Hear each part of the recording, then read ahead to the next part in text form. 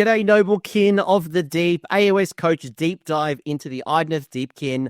I am joined by the master of the deep, the Eidalon of Shadowhammer, Liam Burnett-Blue, who is absolutely no stranger to this channel. And Liam, actually, just you may have seen the CanCon, preview that we did leading up to Australia's largest Age of Sigmar event, Call to Glory. Liam was actually the one who won it. He went 8-0, so finishing 5-0, and then playing a playoff series to eventually go undefeated and win the event, win his golden ticket to the World Championships of Warhammer this in 2025. And I have no doubt in my mind that Liam is going to rise the tides of knowledge as we immerse ourselves into the aethersea so we can claim glory against the land dwellers. G'day, welcome back, Liam. You know you've got a spot here in this channel. Yeah, I know. Thank you. Thank you for having me back on. I'm super happy to be here to talk about an awesome army that I really enjoy playing right now. So, super excited to be here and excited to share my knowledge of what I've learnt from playing this army. So, yeah. So, we are going to go through Liam's list. Yeah, let's go. Apologies in advance. I think we've got a little bit of lag happening. So if we try to, if the output is us talking over each other, know that it's the lag, and I do humbly apologize. We'll try to make that as less impactful as possible. So Liam, just for clarity, Liam took your Idoneth Deepkin. Today we'll talk about the list that you actually went 8-0 on, have some reflections on what might you be thinking about moving forward, and will there be any list changes or any things that you might be looking at in the near future, as well just a general overview of the battle tome. We know there's a battle tome coming soon. It's just what do we got in the faction pack, and maybe some predictions onto what the battle tome may look like eventually when it hits. But Liam, talk to me, right? Because you have not always been an IDK player. I know you've been interested in IDK for a while. I know that you have been an elf player that goes back to very much first edition with your Daughters of Cain, someone who plays a lot of movement-based factions. You really make the most of like your Heed Notes of Slaanesh, your Daughters of Cain, obviously, even some of the movement shenanigans of your Sylvaneth from back in the day. What drew you to Sylvaneth, IDK? And I want you to go back to Sylvaneth. This is a known fact. Yeah. But what drew you to IDK, and where do they stand right now in 4th edition? It's really funny that you've mentioned all those old armies. I was like, wow, there is actually a common theme with a lot of my armies choices. So yeah, I definitely got a play style that I should probably dive into more. There's probably something about that. But what drew me to IDK is their speed, their firepower, but also it's one of those things where it's definitely done by just the 4th ed rules writing, where it's very much what everything hits on. And so for me, it was very much to speed up the game and because I really like playing fast games and just knowing how the game is. But I really love the models. The model, as you said, I've always had an interest in them. I've always liked them. I remember when IDK first got announced, I was very much interested in them.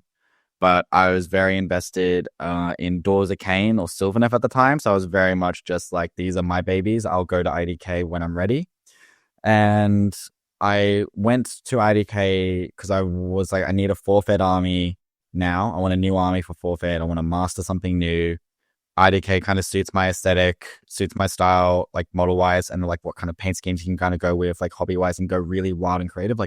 You and I, when we were at in World Champs last year, we went to the aquarium, and you and I literally just walked around being there's so many cool color schemes you can do with fishies by just looking at the aquarium. So that's kind of what's really cool about IDK, where you can kind of use real world influences for that army theme. The one thing though that definitely drew me was the battle traits and the way they actually, and I'm going to use this term a lot, the way they set the tempo for the game. You actually control the tempo because the way the tides work, because your opponent is actually your tides, you know what your order is. Your opponent now has to solve a problem in that they're going to be all right, so turn 1, I can't exactly hit you, but turn 2, you can get to me, but I don't want you to get to me. But turn 3, if you get to me, I'm dead. So it's one of those things where what drew me to that is like that psychological warfare of being like, I know what's going on. You need to solve how you're going to deal with it. And that's what drew me to them mostly. So yeah. Yeah, there's two armies that really set the tempo. Actually, there's a couple of armies that control the tempo. IDK is definitely one. I think Suns is another one because people, the psychological, it's like, can I kill a mega in a turn? Because if I don't, they're just going to steamroll me eventually. So it's like that, right? Basically, you put somebody on a clock, like a metaphorical clock. Is in the world of IDK, is what can you do to mitigate my turn 3 and limit it as much as possible? You know it's coming. This bus is coming 100 miles an hour. It's what can you do to limit the impact? Because if you don't, it's going to be it's just going to absolutely knock you out, and you probably can't recover after turn 3. Exactly. Yeah. And also Doors of Cain, they still have their tempo blood rats because you just don't want them to get to turn 3 or anything like that. So it's very much just like armies that set tempo are very much like my kind of like stick. And we kind of saw that in old edition when I played Sinesh, which was the depravity table, where it set the tempo of like, all right, I'm ramping this up. You have to deal with this before it gets to the max. And most people would just go like, I can't do anything about it. So again, definitely like I like movement armies, and I love armies that set the tempo of the pace of the game. So yeah. Yeah, by the way, you're 100% correct. I remember watching Aquaman at the cinema for the first time, the really, really big screen in cinema. Yeah. And like, I know the scene you're talking about. I know the scene you're talking about where all the creatures turn up and you're like, all right, it's just Idoneth just turned up today. Yeah. Bro, I had my phone out, like on the GW web store going, right, okay, eels, turtles, sharks. Like, I'm just seeing his calculated list, and then I saw the dollars, and I'm like, maybe that could be a later army. But yeah, like visually, from like a hobby perspective, you can do really cool basing. I love playing with resin. You've seen many of my armies. I love playing with resin. Being able to do that sea and the ripple effects and the creatures and the sand, being able to do metallic skins for, that reflective fishy kind of feel, or, the beautiful paint schemes. The cool thing about it as well is that Idoneth, their backstory is quite grimdark, like they're very dark themed, but also they're the one model range where you can also paint them in the brightest pink colors, which makes no sense whatsoever, but they still look good looking bright. So they can go like in that whole spectrum of just color schemes. So you can just go crazy with them. So it's a really cool army, and it's awesome. And despite the hobby talk that we've got, by the way, hobby talk is awesome. They are actually good on the table. Like even, they have been consistently good. Sometimes broken, but consistently good since they got released. Like we've had competitive second edition lists, competitive third edition lists. We've gone from like eel spam to tapping into the Narmartis. We've had turtles. We've had even the World Championships 2 years ago.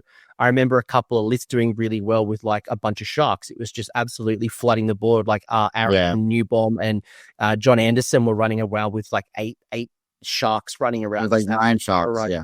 With the budget. Yeah, so like there's been heaps of different lists, and IDK competitively has always been just solid at minimum, sometimes really good, but never like a bottom dweller.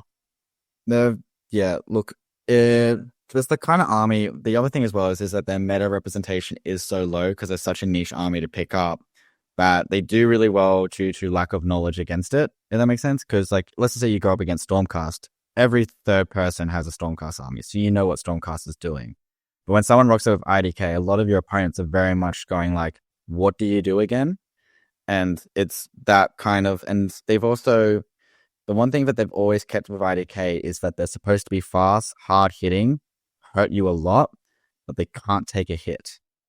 And we're going to talk about that later of like how can we like navigate that, because I think a lot of people still see IDK as very glass cannony, but during my time at CanCon, a lot of my opponents were very much surprised how tanky my IDK was, just because of placement and moving and what I was doing with the models. And so yeah, it's really can be actually one of the most tankiest armies. Just it's all about placement, and that's what IDK does. IDK rewards placement, and definitely you can see that in their top performances. But generally, the top performing IDK players are always been like, no matter what that person picks up, do well with it. As you said, Aaron with Iron Jaws as well, but he did really well at LVO. He's also a great IDK player. So it rewards a lot of good pilots. So yeah. So if you were going to, like, you've talked a little bit about tempo, you talked about movement, and I will bring up your list shortly. What do I need to understand about IDK to kind of like just set the scene, to understand the faction? And, you know, like I mentioned, like I'm not as experienced as you, right? I don't understand the tempo and the 4D chess, because IDK is a lot of movement, right? You got, you know, obviously you've got the stuff from the sideboard, you've got, you know, very high speed, you've got a very mobile castle, especially if you're tapping into the turtle. But there's so much little shenanigans where you are playing a very different game, almost like Kharadron Overlords. You are sometimes playing a very different game to your traditional opponent. Yeah. So that was a really good question. So the one thing I would actually say about IDK, especially in 4th edition, especially with this general handbook that we're talking about. So as of recording, we're at the first general's handbook for 4th ed. IDK are very lucky that we actually have battle tactics that are uninteractive that we can use. And that's what our strength is that we actually have quite a lot of uninteractive tactics that your opponent can't exactly stop. So you can be uninteractive and wait for your go turns and not put yourself in a position to get hit too hard. So at the current state of recording, we have a battle tactic called Reclaim the Realms, which is being each table quarter more than, I think it's 6 away from opponents. And what we also have with this is some people can like redeploy to you and you can just then charge them with your eels or your sharks. But the other thing, that the most powerful command ability is Power Through. And now since most of your stuff is so high moving, you can still get that tactic even if your opponent is trying to deny it. So we're very lucky in that part where we got so much uninteractive and tools to do it where we don't get hit so hard. So I think the best advice I can give to a newcomer is, and this is what I do with all my new armies. So every time I pick up a new army, I actually write down for each battle plan of the season and work out my battle tactic order and what my preference of that order is.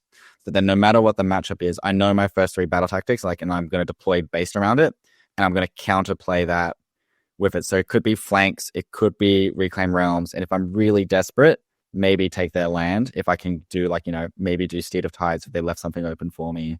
Something like that, where if you can do something cool to get to it, great.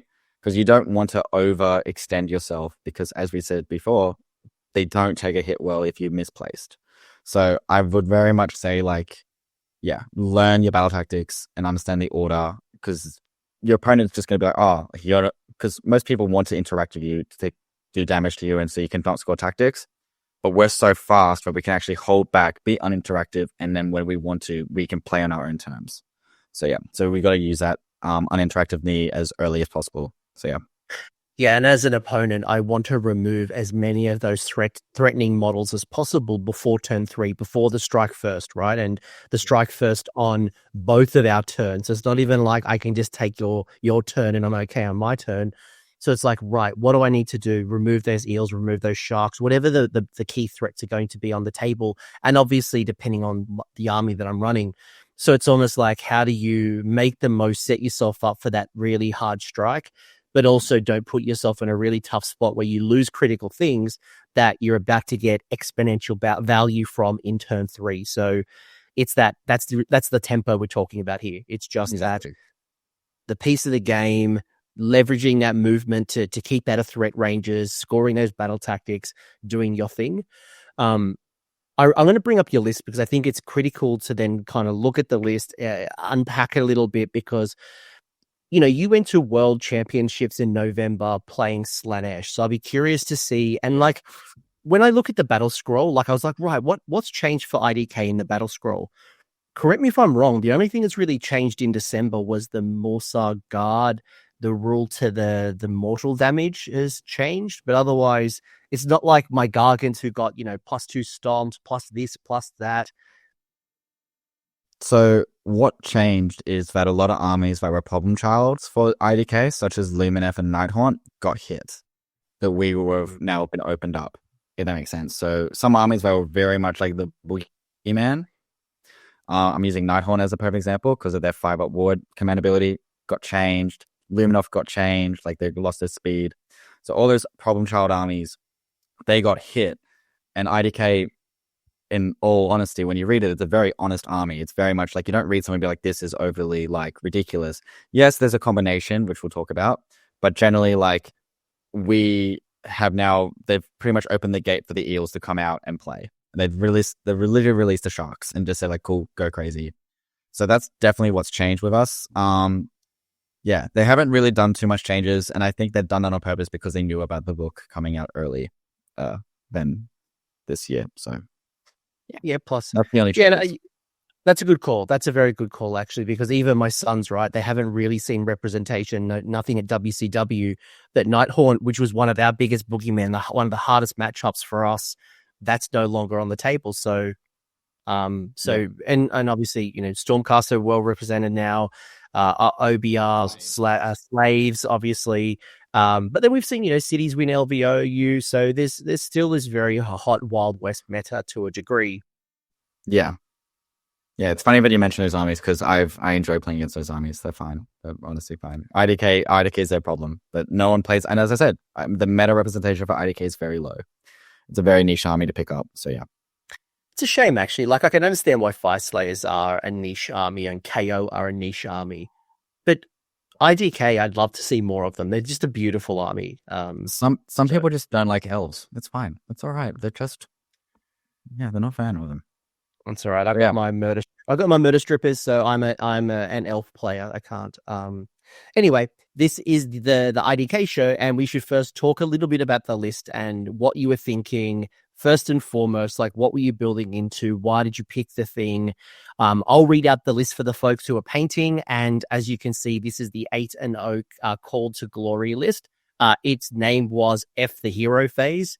And I personally got to play Liam leading up to this, and between us, I had one thing to do, which was my magical intervention or my prayer. Otherwise, we didn't really have a hero phase, which was delicious. So there's no spell law, no manifestation law. It is 2k on the nose, 2 drops. Regiment number 1 is Mr. Sorry Not Sorry, the Eidalon of Mathlan, which is the aspect of the storm, which is general, ancient pride, armor of the Synthai. You've got your Leviathan, you have a reinforced Morsar Guard, you have 2 units of single Morsar Guards. Then in Regiment 2, you have I'm Here Doing Side Quest, which is the Achillean King. You then have Don't Mind Us, Nothing to See Here, Part 1, which is the Alapex. You then have Nothing to See Here, Alapex number 2. So very, very simple. Not a huge amount of toys when you look at how many models are in, let's say, the Morsar Guard. Obviously, a lot of points into the turtle, but what it does incredibly well. So before Liam, you explain the list. Oh, and sorry, by the way, you are Achillean Beastmasters as your battle formation. So Liam, when you built this list, what were you thinking? What were you concerned about from a tournament perspective? And how does the list ultimately work? I guess that's the sandbox we'll start with. So I'm going to tell some people this. So this army, I actually had to fly up to Queensland. Now, Australians know that that's actually a big deal to fly up to Queensland to go pick up an army. And so it's quite far. I don't know how you can compare it to like the United States or like the UK, but pretty much I had to travel to pick up this army because a good friend of mine, Chris, has his army all painted. And I told him that I want to play IDK for CanCon, but I don't want to rush the paint job. I don't want to do a good job for it. So can I borrow the army? And he said, sure, this is what I got. So he sent me his list of what he has. And I said, look, man, I need this. Can you get this done? So yeah. So a lot of this stuff, a lot of my decision making was actually based on what he had. And I was like, all right, I'll make this work. But a lot of the big questions that I was asking for myself is I want to have pretty much focus on movement, focus on DPS damage, and also pretty much play the game in my own terms is pretty much what I was looking at with this list. So now some people might be thinking why did I put 2 Morsar Guard into the General's Regiment? Because of slay the entourage. They're really easy targets to pick, a lot of bleeding tactics, which I'll get into in a bit. But generally because of our traits of deployment where we can only drop a regiment, not units, I put the King, the Alapexes in one, while the Morsar Guard and everything else into the other, mainly because the Alapexes, they can go in deep strike, mainly because of their shooting output is why they're there. You saw it in action in our game of how scary the shooting can be when it goes off. especially with the turtle and the 2 sharks. Like monsters like Kragnos and giants do not like it whatsoever. It's very much a very threatening piece. And also I wanted the king to be in deep strike because sometimes in deployment there is no arcane, and I don't want to overextend or put my Eidalon out of play for an unbind. Instead, I would much rather throw a 160-point little fast hero to go do that and also do side quests in the meantime. So that was my thinking as well. The king is literally there to do side quests, and that's why his name is there. So he's actually scoring 3 or 4 tactics for me, and that's why I really like him. The Eidolon Storm instead of Sea Bro is mainly because, and I say this because every time I played IDK with Magic, I was relying on spells to do things, and they never went off to do a trick or anything like that. And my view in this, and this is for general list building stuff, is if your army is not good at something, do not invest points in it. So as we talked about earlier, IDK is very good at high damage melee output and some good shooting output. So I put a lot of my points into that, and the Storm Bro definitely answers that to me as well, where he's a great pin piece where people get stuck with him and can't really do much about it. And then the great thing about him as well is that he has retreat and charge, so he can just go off and play in his own terms. And as I told you earlier, I want to play in my own terms. So he helps with that game plan of being like, cool, I need to get out of here. I need to go there, anywhere. And the other thing as well is I want a whole entire army based on flying. I don't want any foot trotters or anything like that because I want to abuse terrain in this General's Handbook and in the tournament. So that's why the whole army has fly. So yeah, that's kind of like my first thought process about it all, because yeah, there's a lot of other things. Like a lot of people ask me like why no Ishlan Guard or anything, and it's literally the answer is points. As you can see, it's 2k in the dots, so I can't fit Ishlan Guard in. And the reason why I have 2 sharks is because my mate didn't have enough heals. But the sharks actually like do quite a lot of work and scored me a lot of points. So yeah. So yeah, cool. Obviously, there's a lot we can talk about from your CanCon run, the 8-0. You mentioned, and I do want to bring this back a little bit because you mentioned that, you were limited a little bit by the models. And many of us, who go to tournaments don't own the full collection. So we only use what we've got. If you had access to all of the models, how would your Call to Glory list look? Like, is it you swap more eels in for a shark? Is that the kind of thing? Or look, I would probably say like maybe 1 shark be like 3 Ishlan eels. That's it. Or like put them one of the more side with the shark and put 1 shark, like 1 eels into it. So I have like Ishlan to like be a screen. Just for like the -1 attack. But that's honestly it. Like the sharks, as much as like that was like held me back with like list writing, but 2 sharks, like the lot of shooting damage output, because it's 3 damage a pop, did a lot of work, especially against Luminef and stuff, and Skaven, so which we'll talk about maybe later. But like a lot of like the scary stuff that I had to deal with, the sharks did that for me because since the deep strike ability, it changed everyone's deployment plan, and because the sharks 18-inch range shooting just scared a lot of people of what they could do. So yeah, like I could change it, but then I would have to probably like play more practice games to see if it was actually worth it. I played like maybe 6 practice games of this list, and I was super happy how it worked, and I was like, this will work fine. I'll go off and do my thing now. So yeah, that's kind of like my thing with it. That's the only difference I would change. But besides that, I think this list is actually really perfect for anyone who doesn't want to cast spells. Like if you just don't want to, like as the title says, if you do not want to play the hero phase, this is the perfect list. So yeah. Yeah, your little comment about doing things well, it really resonated with me because, when I picked up Suns and I decided I'm going to run them to Call to Glory, like you look at the net lists and they're all Gobbapalooza. Everyone's running the Gits, 500-point little combination just to get to that point. And I know you've got the ability to get obviously native wizards. You can bring one in from Stormcast, and there's a whole bunch of ways. But when you look at the spell lore, when you look at dependency, and you don't have a lot of ways to boost that up, it's like, do I even want to play this game? Like, how about I just do what I do really well? And again, using my son's experience, we're good at stomping, we're good at standing on circles, and that worked for me. So what you said around playing to your strength, which is, the fight first, the high movement, the deep striking and all those things. Melee, yeah. that resonates with me as a player. Obviously, some people like, I love my spells, I want to run my manifestations, I want to do this, and cool. It's not bad. But yeah, what you said really resonates. Yeah, like we do have Seabro. Sorry, I know some of your listeners are being like, why is he calling them Storm Bros and Seabros? I call Aspect of Storm Storm Bro, and I call Aspect of Sea Seabro. I just call them bros because, you know, they hang out together sometimes. But the reason why, like, the Sea you see a lot in is because he does have innate +1 to cast, which is really good. But the other thing as well is that he can get stuck. Like, he doesn't have the cool tech like retreat and charge and anything. And people might be like, oh, but I've got a teleport spell, I want to get out. You don't want to use that spell on him, if that makes sense. Like, the teleport spell, which we'll talk about later, is for other tools. It's used for denying. It's not used for actually like hitting, if that makes sense. So yeah. Cool. Yeah. I'm going to ask you a bunch of questions about the list, and I'm going to ask one from myself. Yeah, we do have a bunch of Discord questions as well. So crazy. If you're, so if you're not in my Discord, you're missing out on a lot of opportunities. But these questions have been generated from Discord. I'm going to ask one from myself first. Not that I submitted it, but listeners are probably looking at this going, "Where's the Narmarti?" Now, obviously, people are like, "Where's Lotan? Where's Volturnus?" Well, cool.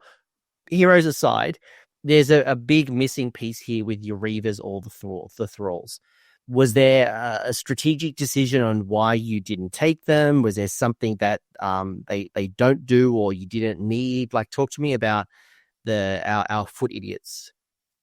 All right, so you're amazing, Narmarti. Before I was running this list, I was running. I'm gonna give him a shout out. I was running Tom Guan's Warhammer Champs list, the Deepkin list that he was running, for about a month and a half, and I really enjoyed it. It had like 20 Reavers. I did some tweaks for my own, like this is like my flavor, but very much the core of it was based on his list. And I took it to like a couple of like events, like as we saw, I went to like up in Newcastle and did really well with it. And that's when I started really falling in love with Deacon, was playing that, because of playing this like ambush, like coming in and off the board. It was Giga Brain, but it drained my head like a lot of thought went through it. And as we talked about, they had the movement shenanigans, and that was the perfect aspect of it. But the one thing that I didn't like about the Reavers, for example, is wounding on 4s. Wounding on 4s is way too like hit and miss for me. Especially as I said earlier, the reason why I wrote this list is about DPS damage. This is like everything here is doing so much damage when they go in that it's just spikes sometimes. Like, I know what things should kill and what shouldn't happen, kind of thing. And the Reavers, winning on 4s, you can't math out. Like, you can't pick a tactic, be like, all right, the Reavers have to do this. And I found that they were very CP dependent, because you have to use them for like all out attack, unleash hell, magical intervention to teleport. So like, you're using so much CP from that one unit to get like so much value out of it. While with this stuff, since they're so high movement based, I don't need to spend all that much CP on it. Like, I was actually like, most times I had so much CP left, I was just using power through and all out defense because I could. So yeah, that's kind of where I was at it. I'm gonna be honest with you, I have not really played with Thralls. I read that War Scroll, and I still think for 100 points at the moment, it's not worth it in the build.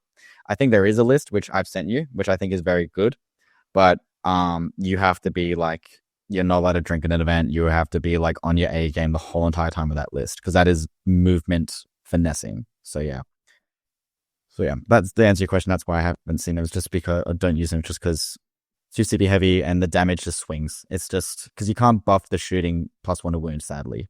If the aspect of storm actually buffs the wounding on the shooting, I would take Reavers all day, every day. But sadly, he only does this. Also, 12-inch range shooting is quite short now. And that's the other thing as well. Someone can easily redeploy out of it, and you've just lost a lot of firepower. So yeah. Yeah, I could feel that. I can absolutely feel that. It might be worth good context as well. So do you remember all of, maybe not necessarily your opponent's name, I can bring them up, by the way, but do you remember the factions you went against? I know that you started off with Coots, with his Iron Jaws. Yeah. What else did you play? I saw Jasper. Iron Jaws. So I'll do it in order. So I played Iron Jaws round 1. Round 2, I played Nighthaunt. Round 3, I played Slaves to Darkness with the 10 Chosen with the Gaunt Summoner. Round 4, I played Nurgle with a Glockkin with 20 Blight Kings. So much fun. And Battle Round 5, I played Jasper with his Catacross OBR list with a Catapult. Then for the top 8, I played Nighthaunt again, which was very wound dense. Nighthaunt. Then battle round 7, I played against Skaven with toolbox kind of list. Then battle round 8, I played Jasper's not Jasper's Jacob's Dragons Luminef with the wind charges and 20 Sentinels list. Which, by the way, I've also talked to Jacob, so you'll see an episode coming up with him. Probably we'll get Jasper on at some particular point too. A lot of good players at the tournament. A couple of burning questions, then I'll get into maybe the actual overall rules, because there was a lot of good questions. I think some will natively come up. So Escaping Atlantis had asked around, how viable are sharks? Now, we've already talked a little bit about sharks, but I'd love to know a little bit more about how you won games with them. Like, yes, they score battle tactics. Yes, they've got some good shooting. How else did you make the most of? Because you can't just spend 180 points per model to go score, take the flank, seize the center, and do a little bit of annoying shooting. It's funny you say that, because the reason why I rate them is because they got 18-inch range shooting, so they can actually shoot the flanks really well and be quite scary for 3 damage revolt. So, I actually quite like them for that. The other thing that I really like about them is that they're 8 wounds with a 4-up save. So, they're not 5 wounds or 4 wounds. So, they're actually a surprisingly tanky cavalry unit. And I emphasize the word cavalry because there's not a lot of anti-cav. So, the great thing about this list is there's hardly any anti-cav tech unless you pick that honor guard to deal with it, if that makes sense in this current GHB. So, the reason is that so a lot of people's Ren 1 is just still going to make the 4-up save. The reason why I utilize them a lot is that I kept using them to tag things up that they couldn't get to where they wanted to get to. And that was really viable. And also they did a lot of, they were pretty much like a psychological game for me because of their shooting. I can tell you right now, I think it was my round 6 opponent, which was Benji with Nighthaunt. He left a gap with, for his, he had the loadout to resurrect a whole Nighthaunt unit with 1 hero, and he deployed. And what I did was I pulled out my 9-inch stick, put it in front of his hero, and I pulled out a shark and just showed him physically that I could just get to him really easily and shoot him off. And then I just was cool, and I just put it back because he knew that the shooting, yes, he has a 4-up ethereal save, so I had to hit perfectly, and he had to fail both his saves. But he was so scared that could actually happen, but he would lose a whole entire resurrection thing, but it made him go first instead of giving me first, if that makes sense, because the psychological game of the Sharks. So I rate the Sharks because their shooting is quite scary for 18-inch range, and against monsters, they put Kragnos on Bay. People with Kragnos are actually super scared with the Sharks. They're all right, they're Ren 3 against Kragnos. So, because I remember when we played and I threw the Sharks into your Giants, I was oh yeah, that's Ren 3. And your face was just sorry, what? I'm yeah, they have anti-monsters. So they're Ren 2 plus anti-monster, Ren 3. So, really good. And they've got great tech with just how they get +1 attacks if they're near something that's taking damage or wounded. So, really good in that aspect of it. And also, I think you would only put them in Beastmasters, to be honest. The Sharks, you should only put them into Beastmasters and not anything else. And just to add to, you brought me into the conversation from our experience. It's interesting as an opponent. It's interesting, right? Because I've got this Shark who's on the flanks, 180 points. So it's a decent model. Do I go commit a resource to go handle it? And I don't have the speed. The redeploy can be annoying. The counter charge is possible. There's all these things, right? So it's do I commit a resource? Yeah. Well, covering fire. Yeah. Covering fire. Sorry. Yeah. Covering fire. Yeah. But do I go commit to it, or do I just ignore it and go focus on this castle of eels, turtle, Eidalon, friends? And it's a real challenge because if I go handle the Shark, then that's less resources to crack this nut. And I think the thing that I experienced with you is cracking this nut, which was, Eidalon, turtle, eels, and the way that you play that very defensive castle and the layers and the durability of wards and things like that makes it a really tough nut to crack. But if I ignore the shark, it's just going to be chipping at me, annoying me, going into my backfield. So it's almost like damned if you do, damned if you don't. It's not 5 Canary, it's not 5 Tree Revs. It's something that you've got to commit to, and most factions don't have the speed to go chase it out. Yeah, exactly. And I think that's where their value is that it's 3 damage a pop. And I'm pretty sure one of the, like, I think both my sharks just killed both your mini Gargants, like, over 2 turns. Oh, yeah. Like, all right. Yeah, you would. And you're just like, all right, well, my scoring tactic units just died from 180 point sharks that are just going like pew, pew, pew, pew. So yeah, they're an annoying pest. And also like the fact that they're so fast as well, they can just go off and do more tactics for me while also doing damage at the same time. Like they can just move 12, shoot, run and shoot turn. Yep, cool. Run, shoot, let's go. Like they are very good for what they're doing. So I do rate them. Now, the more we talk about it, maybe I shouldn't go to Eidalon and just keep my sharks, but we'll see. But yeah, they're really good. Like if you replace them to be 3 Eidalon, right? Like I don't know if you get a better trade. Like I don't know if it actually works. It's more that I actually just get a proper annoying screen because, like, as we saw when I was screening out in our game, like yes, 3 more sub I was screening. Like, was it actually 12 annoying wounds to deal with? But imagine having Eidalon but roll the 3 up. That you minus 1 attack, but it makes them like a little bit more tanky. I'm just saying, like, it's like a what if situation. But we'll talk about more about the difference between Morsar and Eidalon because there is a discussion that I want to talk about with them of deciding on what to do with them because there is actually like a finesse list building part of it. So yeah, that was going to be my second question I was going to ask. Oh, but I think sorry, go. You can ask. Go for it. No. But like maybe just to put a little dot on with what we were just talking about as well. I think what worked for you was being able to really, and it's hard to describe this, but you use the terrain incredibly well as a part of your defensive castle. So, you know, you don't have a lot of bodies. Yeah.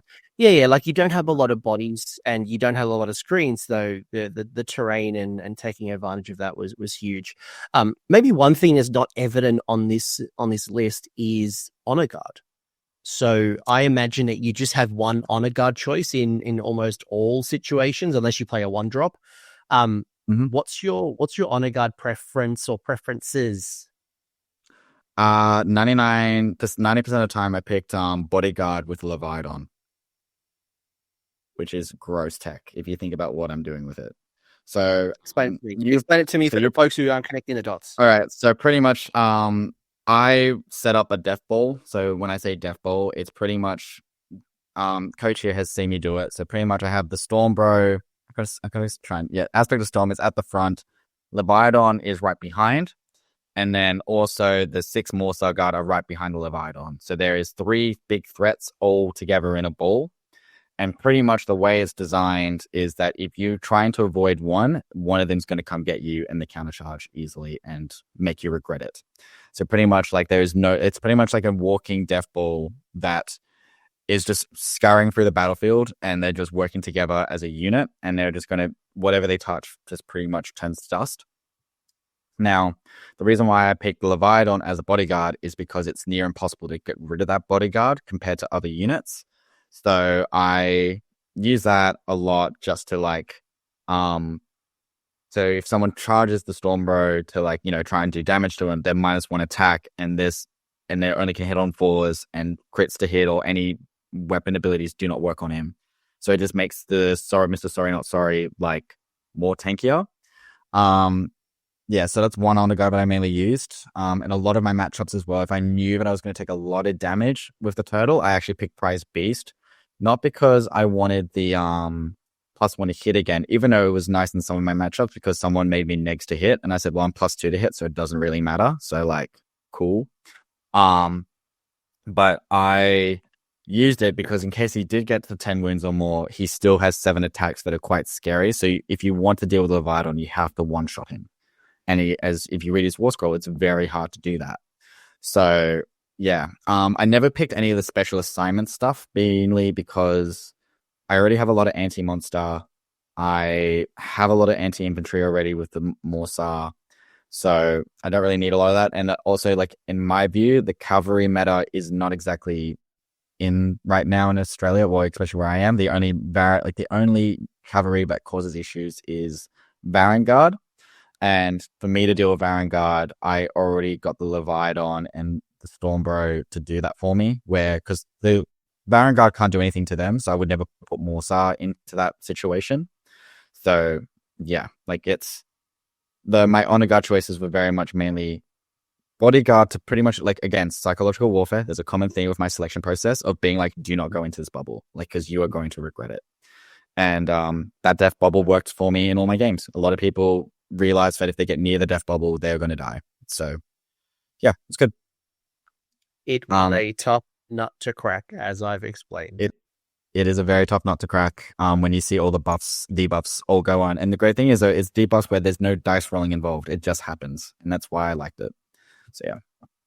Yeah. I will say I only lost by 4 or 6 points, so I'll take that. You take that. Yeah, you take that 100%. You were sniping all my little man. You were sniping all my man crushes, which are my battle tactics. I'm like, oh man, stop being a smart player and taking up my good stuff. Like, because most people ignore the man crushes. No, they are the perfect thing to go kill, because once I lose them, my battle tactic options just go right down. And I think by round 4, I'm like, man, I got nothing to score. I'm pretty sure you thought about taking your lands, and you're like, no. Yeah, and that's the way I like to play. Like, my view, and we'll talk about this more, is my view is that, like, you can't score tactics if you don't have an army. So, like, if I am in a position to do so much damage that you can't score anything, I'm going to take it. And it happened in a lot of my games, especially in the Nurgle one, where at 20 Blight Kings, I won the double for 1-2. Now, I did some measurements and I realized that, like, he could get to me and pin me and win, because I don't have retreat and charge turn 3 or 2, but I do have run and charge. So I was like, cool, I'm going to take it. And I realized that if I destroyed one unit of Blight Kings, I could block a 10. He has no real tactic to score with his placement and stuff and other units that I was going to utilize. So I just did that. And he started seeing him struggle tactic choices very quickly because he had no good options to do. So I was like, yeah, you just can't score tactics if you can't, if you don't have an army. So that's what this army is really good at. Yeah, good. Okay, second last question, then we'll move into other things. We were talking a little bit about eels, and there was a question from Hungry Panda saying, do Morsar Guard feel like they don't do as much damage as Ishlan to you? The charged mortals feel real swingy, trending towards doing little to no damage more often than not. And the spears profiles took a hit while they went to wounding on 4s, with the only bonus rend working on infantry. So what are your thoughts on that? Is that true? Clearly, you've got all the Morsar Guard.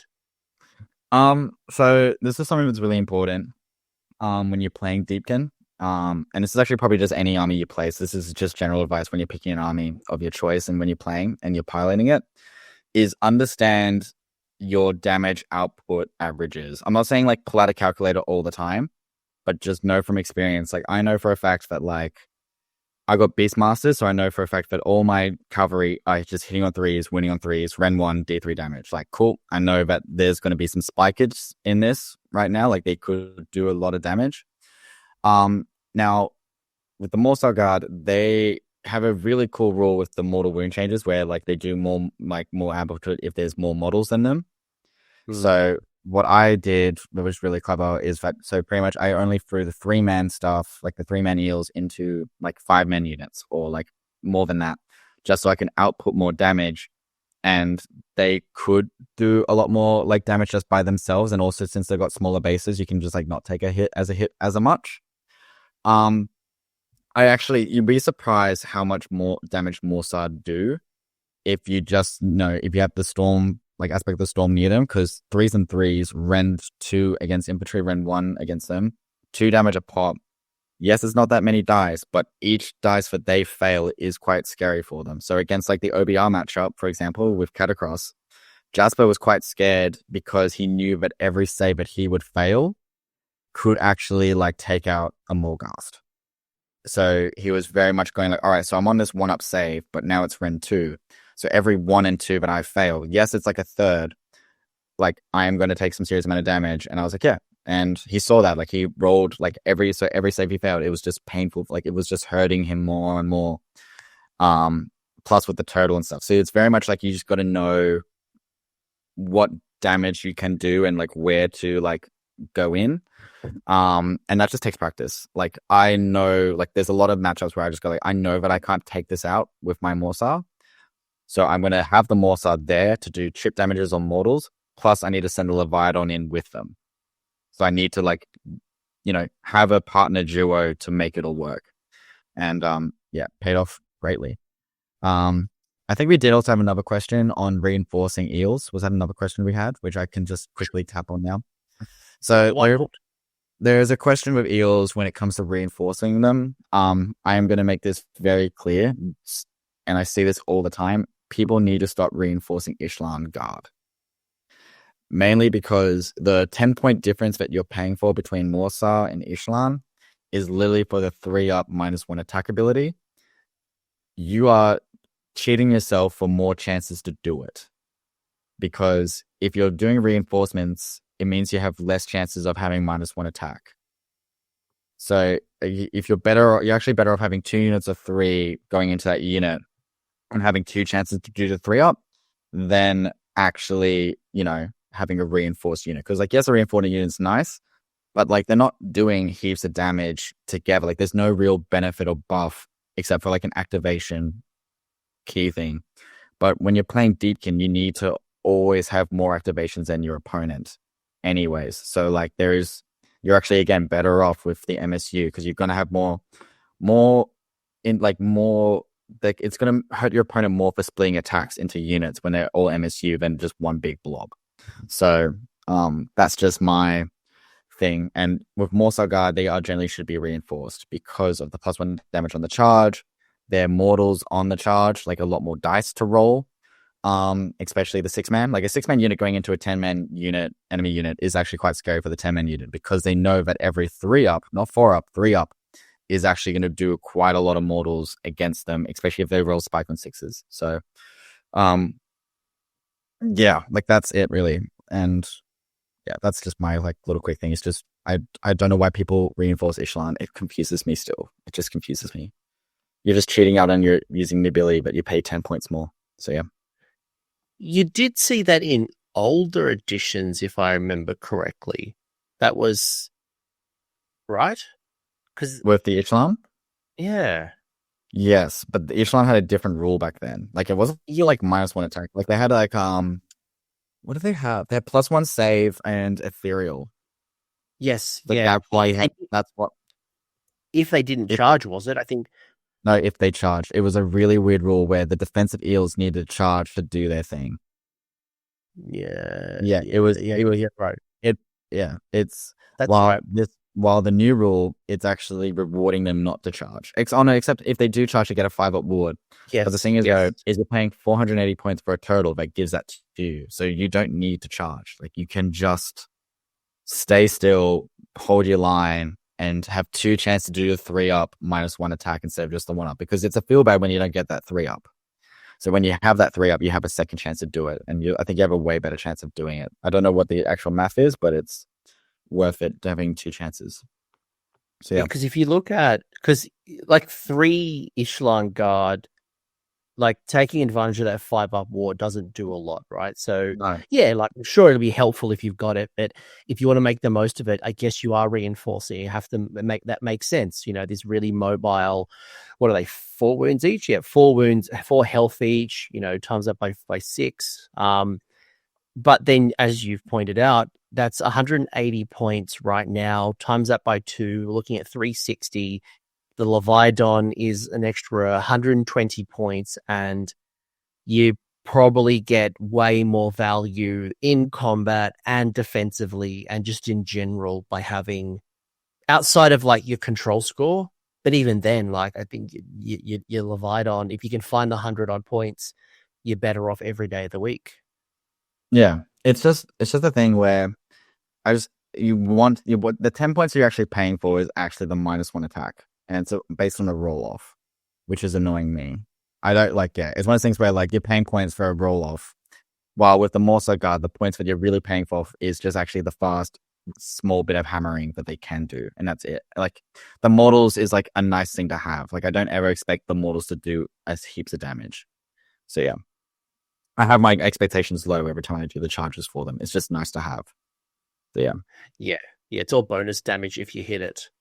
Exactly. And like, yes, I understand what your viewer is saying, being like they have less attacks and everything, but the math on it, on the charge, is they do more than Ishlan. So like, you may as well kind of go for it, if that makes sense. And also, if you really are annoyed that they're just anti-infantry, there is special, as we're recording, there is a special assignment where you can give them anti-monster and make them even more killier. But again, you've got a Leviathan and Sharks that can do the anti-monster thing and the Stormbro. So yeah. Maybe last question that's not on here, but I think is important because the shipwreck is something that is consistent every player. So how do you use the boat? I abuse terrain maps is the best way I describe it. I think you and IDK in general. IDK, like I have a whinge fest right now. IDK is one of the armies that kills my spirit when it comes to the boat. I will never forget second edition when somebody put 2 halves of a boat in my Gits deployment where I was running 200 goblins in a battle plan that had a reduced deployment size. And I had to put Gits in the boat and then climb up them because I couldn't fly. And I swear I took 2 turns just to get these idiots over the boat into the combat. You guys have abused your terrain feature since the dawn of time. So tell me now in 4th edition, how are you abusing it? Sorry, using it. No, we're abusing it. It's an abusive thing. So pretty much I can admit it though. It's abusive. Like you can abuse the crap out of it as much as you want. So this is super important when it comes to playing Deepkin, is understanding what your opponent can do turn 1 if you're giving them first turn, and understanding where you want to go to if you get given turn 1. So what I like to do is create choke points. So due to, again, my army being all flying, I actually do not care about the boat because I just fly over. I do not care, like, whatsoever. But what I like to do is create choke points. For example, like Face of Darkness Chosen, where you create a choke point where they can't actually get as many hits as they want because they have to like funnel through the like terrain and be like, all right, like we got to like go here. And they have to use their once per game double pile in to like go in and actually do the second lot of damage. Like, yes, they kill my boat. Cool. But like, you killed my boat and just killed 3 eels, and there's still an army of like 6 eels and a Stormbro and a Leviathan right behind it that's going to just counter you. So I abuse it a lot. And we actually do have one of like probably the most powerful terrain features if you read their rules. +1 save on infantry and cavalry and a whole entire army, except for the aspects and the turtle. Everything is cavalry and infantry. So everything just gets innate +1. And we're also very lucky that we can split them into 2 pieces. So usually everyone else's, they only can have like, 1 piece and that's it. We can actually be like, all right, cool. I'm going to set one up like in this top corner here and one over here. And I put one in the corner here, like near my thing, because I know that I can put the king inside there and he gets now +1 save and he's near arcane and he's now actually like a scary person where like he's surprisingly again super deceptively tanky. Like the only way to make him not tanky is you have to put input to output to my boat instead of him. So yeah, like I create a lot of choke points where pretty much I even like show my opponents, be like, all right, so the intention is that I put this here. If my king goes in here, you actually can't get to him, but I can get to you. And they're there being like, cool, sounds like a really fun game. And I was like, welcome to Deepkin. You and I have played and I showed you, I was like, cool, the way I'm placing this here is that you actually can't fit in this gap. And the only way to get through this is you actually have to kill the boat and these 3 annoying eels that have a 5-up board. And you're like, cool, you're a prick. And I was like, that is the correct response to this. I probably literally said that to you. Yeah. But at least my sons can walk over terrain. But I think that the key here is 1, there's obviously a bunch of benefits by using it. 2, there's a little bit of interplay by being able to split it out. And 3, like we've seen with other factions who use like manifestation laws, especially those big base manifestations like Bridge, you can use it defensively to create those choke points, to create that extra screen that you don't have access to, or as you said, to funnel that opponent where they might not get as many of those attacks in because you've blocked them out. So again, some of that 40 chess that we were alluding to right at the top of this discussion. Yeah, it's super abusive, but it's like something where like I played the boats wrong for my first like 6 games, like trying to work out like where I'm supposed to place it. Like, is there any point placing it? But I never went like, no, like I'm not going to ever place it. I was like, I'm always going to place this terrain. I just need to work out like where the hell I need to put it. I started working out my like the maps and everything, and I've worked out how I do it. So yeah, it's been good.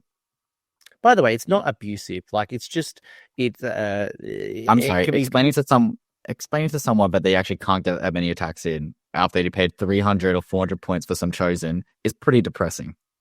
Yeah, I don't feel sorry for chosen players. Yeah, I don't feel sorry for you, chosen. In your 3-6 banners. Anything else, Liam, you want to say about this list before? Obviously, we'll unpack more of this, and we've got some other examples of lists. But I think this has been really good, not just necessarily to look at the list, because we can all copy an internet list from best coast pairings or stats and ladders. But it's the science behind what you picked, why you picked it, how you use it, what was important, what are you thinking, and whether it's battle plans or opponents, or whether it's play style. Maybe some people here don't like being super elite and they want to have some Narmarti. At least they've heard, pros and cons and various things. But last question before we get into like the IDK stuff in general. Yeah, so like one thing I will say is like this kind of list is like something that you can pick up and have some fun with. But I do know there's some people in your Discord who actually did try it and they worked out that this list didn't gel with them. It didn't suit their play style, which I respected. And I was like, yeah, that's cool. Like, it's not for you. I'm not expecting this list to like, go to the next tournament and 5-0. Like, it's not it's not a pick up and carry me list. It's a pick this up, have fun, and if you know movement, this is awesome. If you want to learn movement and learn about like, the 4D chess and understand this, cool list. Like, this is awesome. I had fun. I had 8 great games, plus like the 10, 15 other extra games I had to practice was really fun. But as we've discussed privately, I'm now moved on to other cool stuff in Deepkin that I'm going to try out, which we'll discuss in the future. So yeah. The future is now, not like literally right now, but we are gonna. I'm not going to hold that off from folks. So we will bring up some alternative lists for you to consider. So a lot of people have talked to me about like how you tap into the aethersea and, the Raiders of the Deep and even the Tides. You talked a little bit about the momentum and the tempo from the Tides of Death ability in general. How do you look at these battle traits and either build lists around it to tap into that Raiders of the Deep? Is it all just holding back, scoring battle tactics till turn 3? Like, what? How do I learn these battle traits and make the most of them? Look, so with the deep striking one, for example, it's one of those things where you should just know what your opponent army does, because sometimes like you might put in deep strike and they just screen you out to the point where you're just back in your deployment zone anyway, so you may as well have actually deployed them. Perfect example, Skaven, for example. Like, if you're going up against Skaven, there's no point doing the aethersea because they're probably going to screen you out and be like, no, you can't get to where you want to get to. The one thing I don't like about this is that it's done by regiment, not done by unit, because compared to other armies like Stormcast and stuff, they get to, pick a unit. So we're very limited on what we can do with this. Like, you have to pretty much design a regiment around it. And that's when we saw in my last list with the King and 2 Sharks. That is what the thought process was, that these guys are perfect for the deep striking because of the shooting output and everything. And yeah. To utilize the battle rounds and Tides of Death, it's actually based on your deployment of the boat. So low tide, we all know that we're -1 to hit. So you may as well stay near your boat. So you're +1 save, -1 to hit, and got a 5-up board with the turtle. So like, when you explain that to your opponent's like, all right, I won't go into you. Like, there is no point going into you, because like, if I go into you, I'm not actually going to kill those like that 12 health eels, because they're on a 3-up save, all out defense. So now they're on a 2-up save. And this is where I'm kind of talking about where like, I don't know if when you look at it on paper, they don't seem like tanky. They don't seem at all tanky. But when you put things together and like work out like all your overlapping circles and buffs and everything, they are actually surprisingly deceptively tanky. Like, I remember telling one of my opponents when I was like just putting things in, I was like, yep, cool. Here's my movement phase. If you want to come in here, this is what's happening. And I would show them, be like, this is the intention, like, etc. And then my opponent's like, there is no point going into you, because what's going to happen is if I don't kill you and I'm open and you're just going to now fly over, because again, we fly, You fly over and your 6 eels just kill whatever's nearby. And I was like, that is the correct choice. So it's more very much just like, working out where you want to deploy and stay in that buff. Because again, we can be uninteractive. So battle round 1, just stay in your buffs and just be like, cool, don't get near me. But also at the same time, though, that battle round 2, you're running and charging. So you also want to measure where your opponent is to be like, if they decide to give you turn 2, you can have the threat of going into them straight away. So the most perfect example is 6 Morrsite Eels auto run 6ing. So they're flying over 20 inches and they're already in your opponent's face. And your opponent's like, all right, cool. This is a terrible idea. Like, why did I give you turn 2? Yeah, that makes sense. Like, it's very much like you are like looking like you can't get to them, but when you explain to them, like, look, next turn I will get to you. So then you put them in the back pedal. If they win that prio, they'd be like, if I give it to you, you're going to get to me. But if I take it, I still can't get to you because you're still bunkering down from battle round 1. So it's that like your opponent, like you're pretty much playing it away where you're going like, I'm playing my own game. This is how I'm playing it. And then the most important thing though is battle round 2 to 3, do not be stuck in combat. The only unit that's allowed to be stuck in combat is the aspect of the storm because you can retreat and charge. Because on battle round 3, you want to be open to go to the battles you want to go to for fight first. And yeah, because that's where you're pretty much setting up. So battle round 2 is definitely about high maneuverability to get ready for turn 3. And if you do heaps of damage, winning. If not, cool. And battle round 4 is if everything goes wrong in battle round 3, you can clean it up. That's literally what it is. Like, there was a lot of games that I've played where a lot of my opponents were trying to be cool. They'd be like, all right, I'm going to pin you now on your battle round, so you can't do anything battle round 4. And I said, like, and I literally looked at them like, look, I retreat and charge next turn. There's no point doing this. And they're like, all right, I tried. And I was like, yep, I'm fully agree. Like, it's like when you read this on paper, you might be thinking like, this is nothing. But when you see it in practice and you see it in play, it actually, like, your opponent is psychologically hurting themselves because they realize that they can't, if they want to pin you, they have to do it at battle round 2, right? But you're so far away that they can't do it at battle round 2. So like, yeah, it's really, and as we talked about with my death ball, at battle round 1, I can just move the death ball up. And if they decide to go into it, you still then got that massive debuff and I can just still hit you. So it's a very interesting battle trait. I love it. I think it's really cool. My opponents say otherwise, but I'm not going to say this is smooth brain battle traits. It's one of those things where we talked about 4D chess, and I'm saying this also. This pretty much buffs only the Achillean units. Like the Narmarti don't really get much out of this, in my opinion. Like when you read this, you read fast cavalry, fast monsters. Like that's what you're reading from this. You're not exactly excited by Narmarti, and this is probably why we're not seeing Narmartis, because Narmarti's not getting a lot out of this. No, and obviously, battle round 1 does help them a little bit if you're running them. But like, if you're looking at like making the most of your rules, they're definitely more of your sea creatures rather than your blind elves. Obviously, IDK is not the greatest army in the world on the table, and I say this with respect in regards to, like, you've talked a lot about the positives and how strong it is and yada yada yada. Some people listening to this may not feel that's true, or maybe not have experienced what you've experienced. So I guess the first question I've got for you is turn 2 the turn that you're most at risk? Like, as an IDK player, you've got to really protect yourself for that turn 2. So what I do with turn 2 is pretty much like if they give you first, like isn't like they tell you to go first in turn 2, what I would highly recommend is that you abuse power through. If that makes sense. Power through is in the game right now, and we haven't had it. This is the first time we've had this command ability, and I think it's a really cool command ability. So we do have the fast speed. So what you can do is this, where you can run up your Leviathan and your Storm and create a cool screen out of it, but you can send out your 6 eels and do some serious amount of damage, right? And what I would importantly say is 2.9 tag something that you are greater wounds to. So maybe like a simple infantry unit or a 3-wound cavalry unit or anything like that. And then what you do is at the end of the turn, you go, cool, I'm going to power through now, and you send them all the way back to the Leviathan. Yeah, that makes sense. So then you're ready for their turn 2, where now, again, you have that death ball that moved. you still got to do something and do some serious damage to make them be like, all right, maybe I should not have given them that turn 2. But you just utilizing your speed onto that.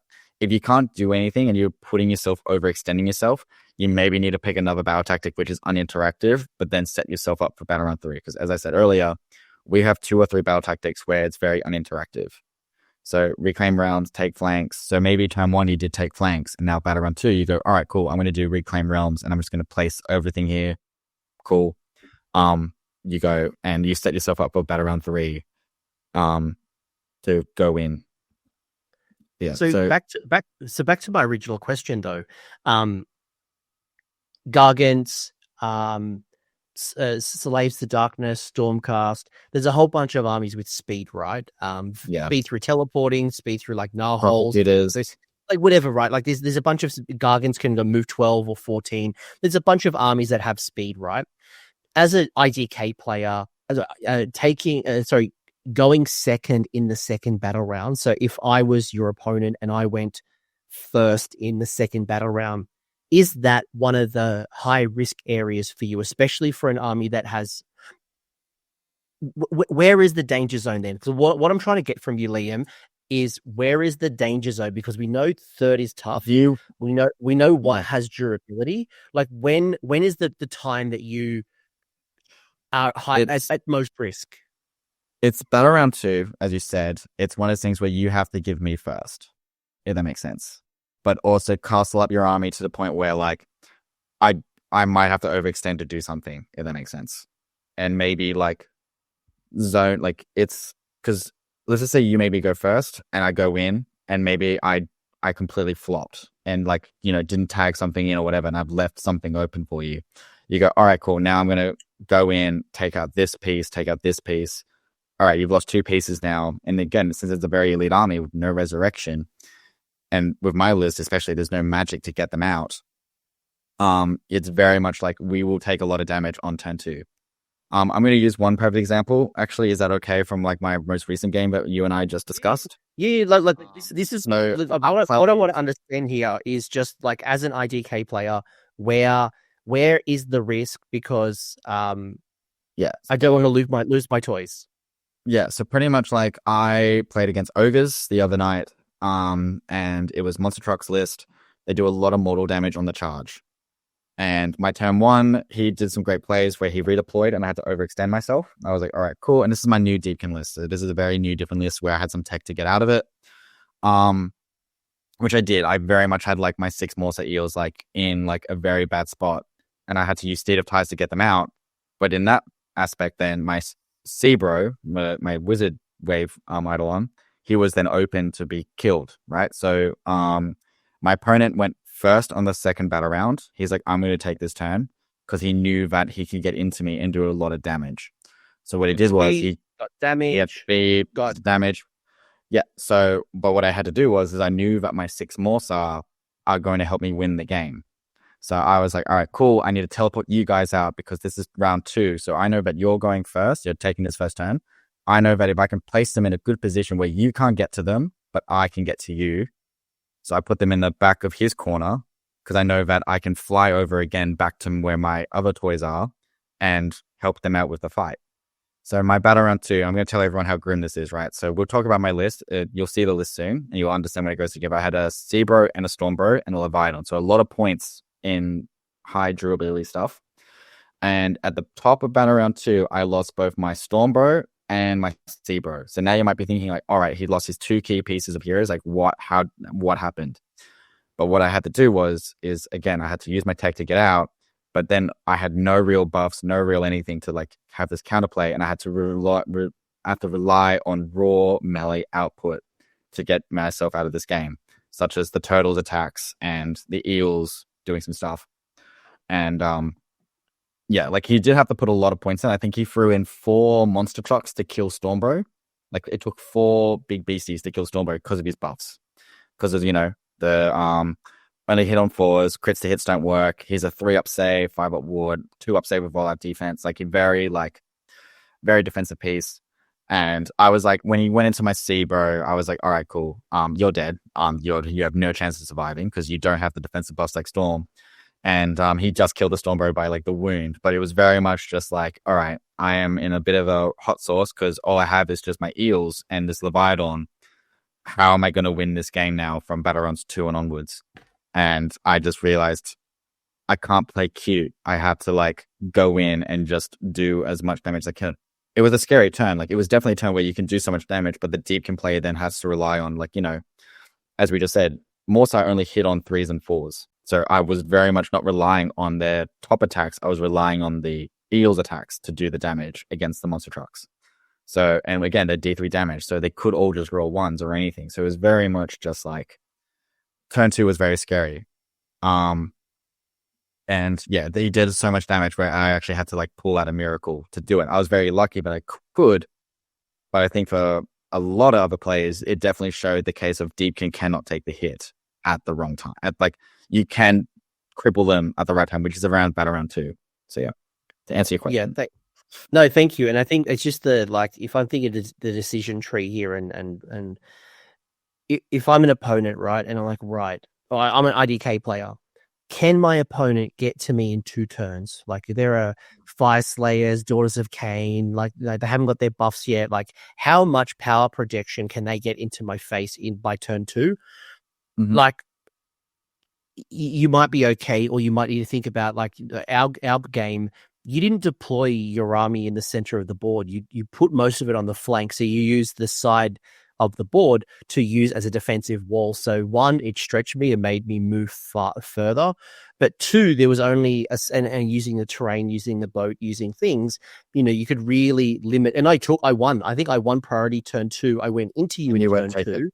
Yeah. And I deleted your eels. I deleted a bunch of things, but what you did do is you stopped me from getting my Megas and Kragnos into both the Eidalon and the Turtle. I think I only got into one of them, but because you were able to save so many of your toys, you then could respond, then going to turn 3, and it became a real slog. So I think the question here is, if you've got really high movement opponent, you've really got to watch out for turn 2 and think about how your deployment or maybe your movement strategy, as you said, magical intervention, a teleport, redeploy, everything to kind of get yourself out of that problem.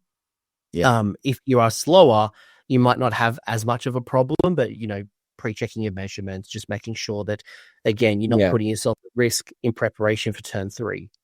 Yeah, it was definitely one thing where I definitely realized I extended myself because I told him, I said like I might need turn 2 because usually I would happy to give away turn 2 prior, but it was a situation where I'm like, if I get turn 2 prior, I can get myself out of a sticky situation and still do like utilize heaps of damage. But yeah, it was very much like it was a hard one. So yeah. No, good. But you saw the score. It was a very high result for me, and it was very much the raw output of what Deepkin can do helped me win the game. Yeah, and the Leviathan spike is if it hits, it's scary. It hits, yeah. But also, it really hits. But the other thing as well is, and we're going to talk about this quickly, and we'll move on, is that the Leviathan is actually probably the most tankiest war scroll in the whole entire book, and it's probably. I'm sorry, what I'm about to say is he is probably still considered probably in the top 5 most tankiest war scrolls in the game. From what he does. 2 up save, because he can be a 2 up save, 5 up ward, like 16 wounds. I don't think what you just said is controversial at all. Yeah, it's quite tanky, and he is a problem. And I agree with that. Like, he's 100% a problem. He's my problem child, and I'm proud of him. So yeah.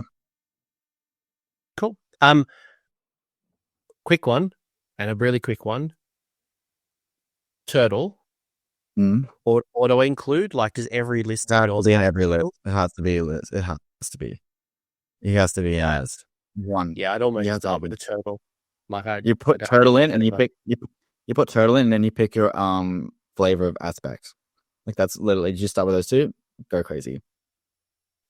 How do you rank these battle formations? And we don't have to go into the weeds of every single one. Obviously talked a little bit about Narmarti core and Narmarti in general and how they may not be as strong right now. Although we have seen lists where, Tom Gwine was really making the most of the Reavers. But do you think most of these are fairly evenly matched, or do you think there's like 1 or 2 that stand out more than the rest?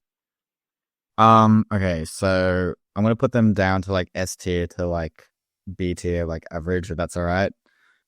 So if you are not going to drink and be on your A game the whole entire time for the weekend, S tier is still raid ambushes, because that plays the movement game perfectly with them, like insanely good. A tier, yes, I talk about Beastmasters a lot. I think A tier for Beastmasters, just because it's super smooth, it does its thing, it's great, cool. Like, I really like it. I mainly do it for DPS. The other two, though, you will never see Narmarti Corpse ever. I don't think you ever will. Even if you build, I'm pretty sure even my list that I wrote for the Narmarti Corpse, I went to like Eidalon Council, Store Raid Ambushes. I don't remember. I need to double check what I sent you. The Eidalon Council, my only issue with this, and I kid you not, is because it has to be based on deployment. So yeah. By the way, you might have to quickly just do a quick edit because I'm just going to close the door. Sorry, man. 1 second. It's all right. The dog was just giving the opinion of where you're at. Yeah, I tend to agree. I think the two most strongest ones would be your Soul Raid ambushes and your Achillean Beastmaster, just depending on what the list was being built around. Eidalon Council is fine, I guess, if you want to get a little bit more consistency from your wizards. I think Eidalon Council is okay. Narmarti Corpse right now is probably a meta pick. We neither of us are very high right now on Narmarti, but if you were spamming Reavers, I guess maybe. But even then, like, the only time that you would see the Eidalon Council is when you actually want to add in Lotan because of his ability. If you know what he does, he just gives +1 to cast for Eidalon units, so it's just like an overlapping thing. But the thing is, though, is you have to spend about 400 points on Eidalon heroes to get the most out of this. And it's not exactly like the best list design. So that's kind of why I'm not really like pro with it.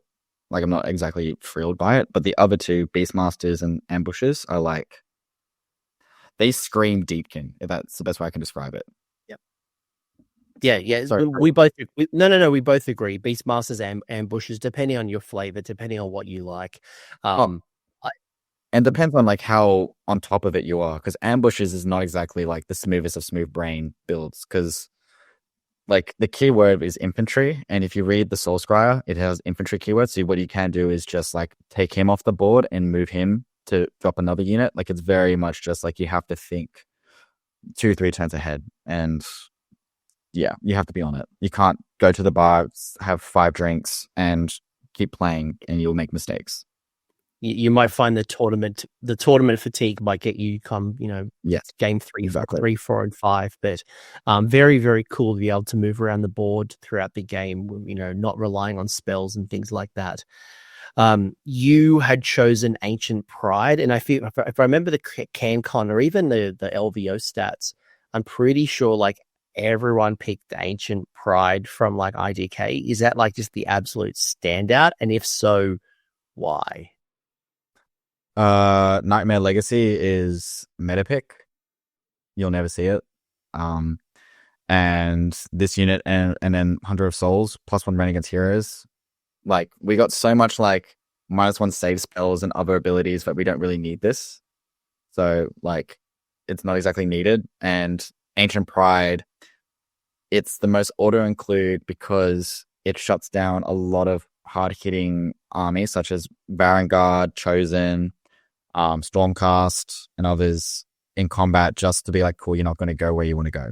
Like, do as much damage as you want to do. So yeah, it's good. Yeah, look, I can see a world where Hunters of the Souls is going onto like an aspect of the Storm, or Storm Bro, as you will. Yeah. But Ancient Pride is just so good going in and basically the 1, 2, or 3. And there's so much consistency right now, so many elite models, being able to just absolutely shut them down. And then whatever goes through, you've got the durability from Turtle and Friends. Exactly. Like, this is magic. It's perfect. Like, it's really good. And when I make it super clear, it's only combat attacks, so it's not just shooting. So like, it's scary for them for their shooting. Like, it makes like them like they get scared about shooting. But the way Forfeit has been designed, shooting is not exactly as scary as it used to be in 3rd and 2nd ed. It's still scary, but it's not as like obnoxious as it once was. So yeah. Even even in a world where, let's say, shooting is obnoxious, I think I still pick Ancient Pride. Like, of the three here, if we had like long strikes and catapults and the meta is dominated by long range shooting, I think it's still Ancient Pride. Oh, it's always will be. And I'm really scared if they remove this from the book. Like, I hope this one stays. But yeah, I'm scared. But we'll see what happens. We'll see what they've cooked up. But yeah. You know what would be cool? Bring back old mount traits. Bring back those little turtle traits that are... Mate, let me have my Leviathan have be more obnoxious. Let me have one more thing. Jack up the points to 600 points and you can have it. I'll have an extended ward, please. Make it a 12-inch bubble instead of 6. All right. What about these three? Again, you pick the armor of Sentai. These ones aren't too bad. They aren't too bad. Like Dritch Leech and even Delicious Marshall's not too bad. So I met the Deepkin player at CanCon who picked Delicious Morsels, and I came up to him and he says, I read Armor of Synthai wrong, so I realized he made a mistake in his listing. He read the thing wrong. That's why he didn't pick it. But if you're going heavy cav, like maybe Delicious Morsels is okay. Like again, no. Like I'm not saying it's terrible. I went heavy cav and I did not even look at this. By the way, Armor of Sentai is great. Like I'm not declining that. So yeah. If there's a world where like you take a second artifact, I think they're fine. Yeah. Look. So the one thing about Armor of Sentai is that one does work in shooting, by the way. So Sentinels, OBR, anyone with like the +1 rend with long strikes, their anti-hero +1 rend shooting does not work on them. So what are you trying to avoid here from the armor? What do you mean by trying? I'm just trying to avoid anything that spikes damage. So for example, like anti-rend, anti-hero for against long strikes makes their shooting rend 3. So my 3-up save is now a 6-up with all that D, it's a 5-up. So now it's actually, he actually could take some serious amount of damage. So the fact that like the armor has now made it to a 2-up, so now I'm only saving on a 4-up. So like all their damage just cuts down to half, and then I cut it down by a third again with my 5-up ward, and that's it. Again, against like the OBR, they don't actually have that many shots with the catapult. So they rely on those 6s or 5 or 6s to do more damage. Like it doesn't work. Crit to hits or anything. Yeah, like it doesn't work on them. Sentinels, their big thing is that they auto wound on 5 and 6s. And now I go like, no. Like you have to do this. And same with rattling guns with Skaven. It's like, no, they're not extra hits. Like you actually have to now like. So it's one of those things where like the thing that makes those weapons like spike and do so much more, you go like, no, not happening. Varangard, for example, or any cavalry that gets +1 damage on the charge doesn't work on them. So they're still damage 2, hit on 4s. Like anti anything doesn't work on them. So it's very like they've just pretty much like made every cavalry unit be like, all right, you're just going to be working like, but you just didn't charge. Like you charged me, but you didn't charge me. And that is a massive hit to a lot of those armies that rely on doing that damage. So that's what it's stopping. And it's when you put it to an Eidalon of a Storm or a Sea, it's like, all right, I am absolutely hating life because again, they're hitting on 4s now and none of their like it's, and they're just going like, okay, cool, I got all out defense. And yeah, it stacks up. And then again, as I said earlier, if you pick Bodyguard, they're now -1 attack. So yeah, it all adds up. It's a very good rule, and when you compare it to the other two, it's like, do I really need to heal D3 on my Cav versus what you just said, being able to shut down those combat abilities or even just the weapon abilities? Like the value is in. It all overlaps, and it's what makes the Eidolons an issue.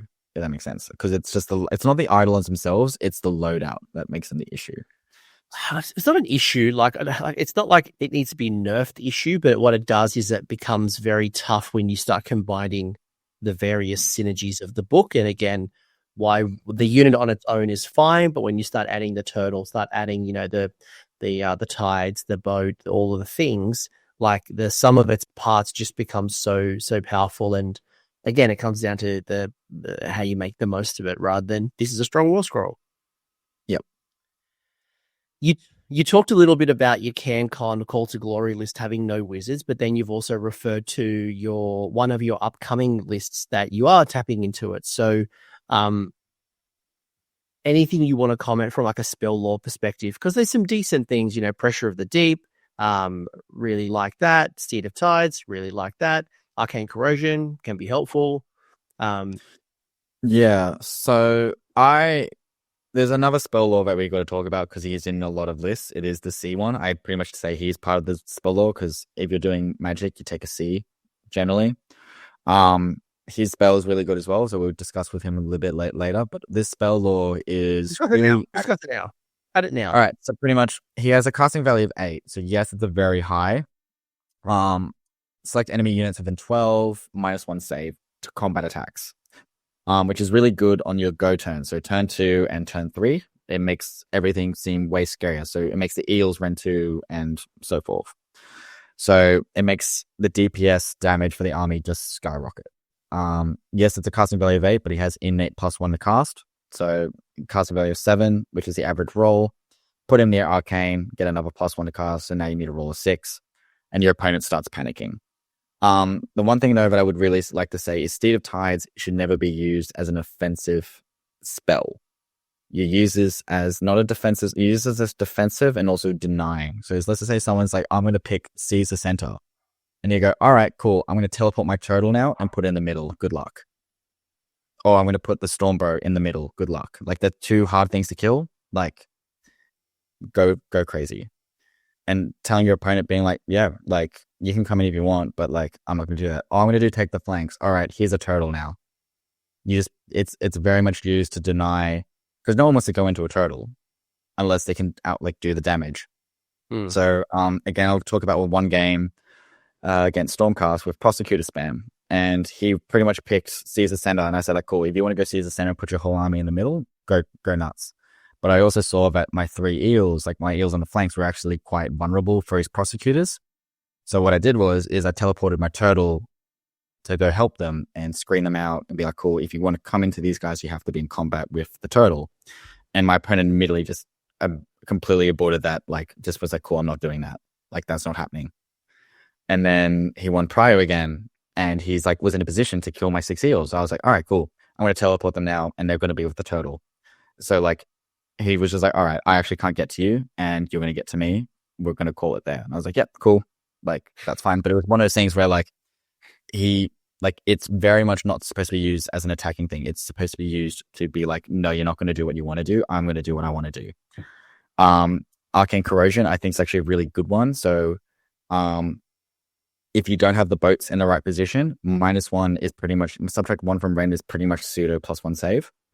So really good for armies that, like, for example, Fire Slayers, I think rely on their runes getting +1 rend, or other armies such as Seraphon and stuff where they have less attacks, high rend. You just be like, cool, no.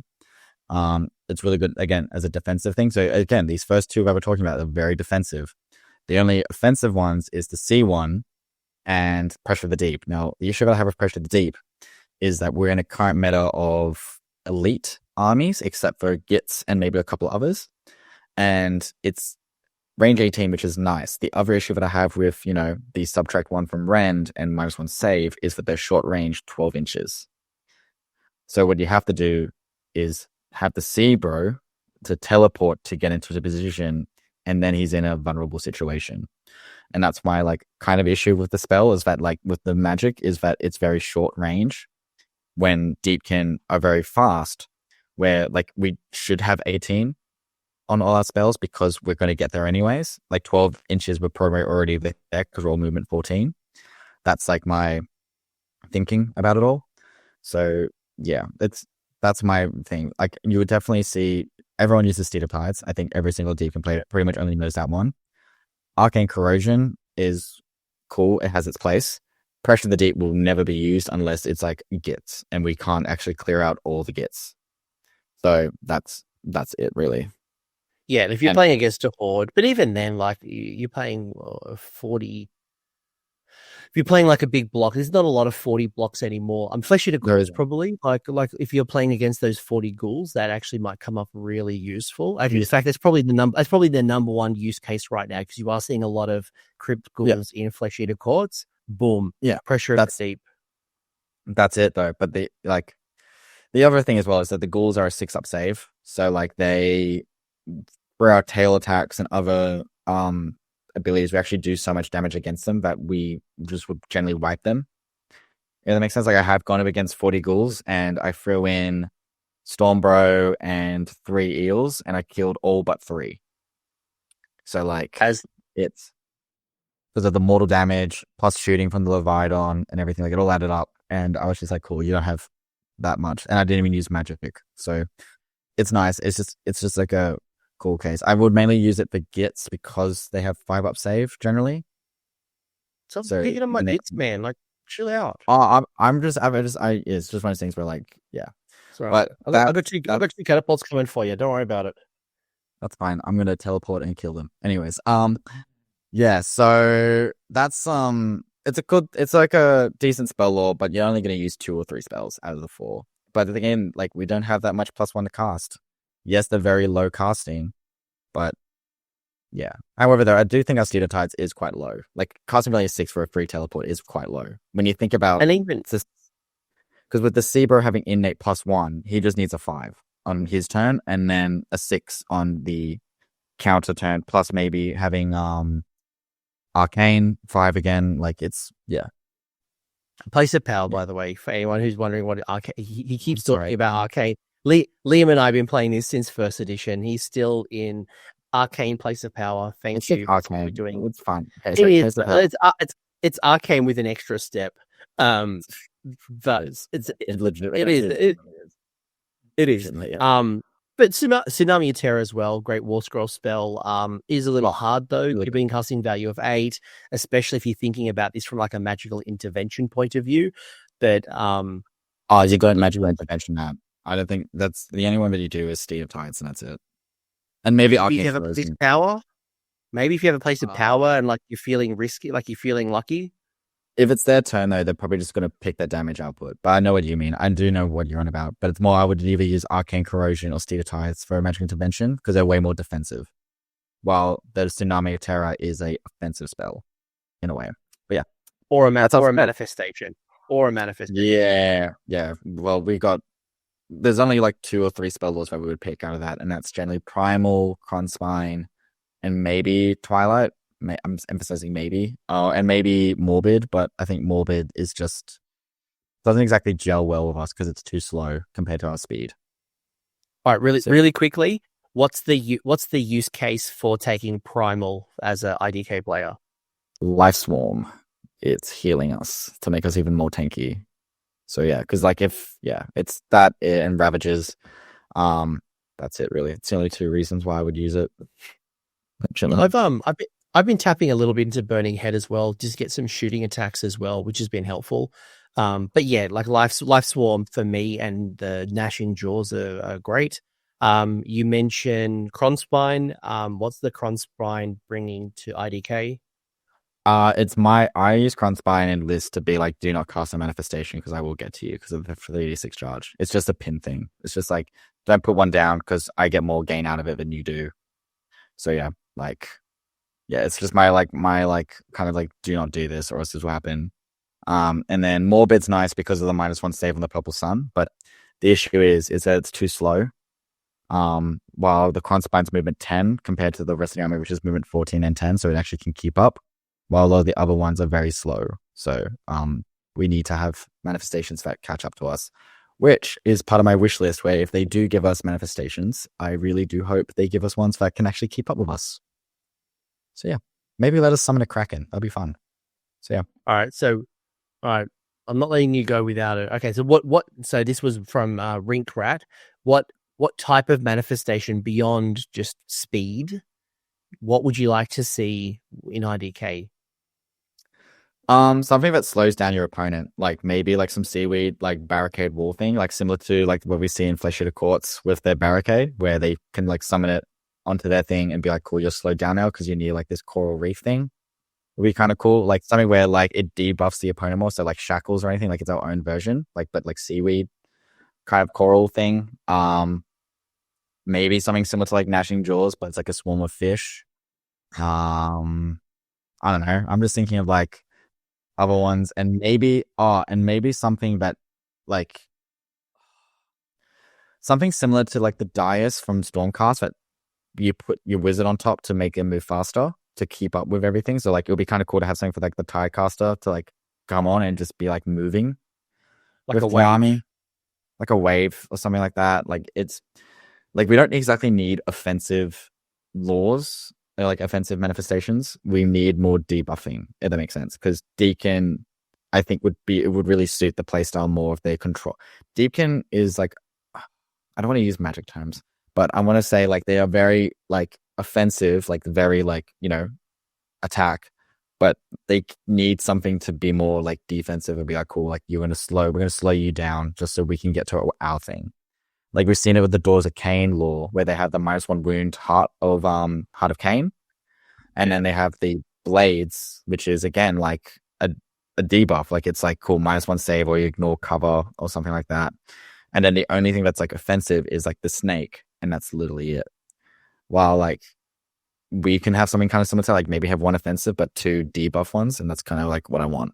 So yeah. Maybe some, maybe like I don't know. You're right. Like I think debuffing ones would definitely be good.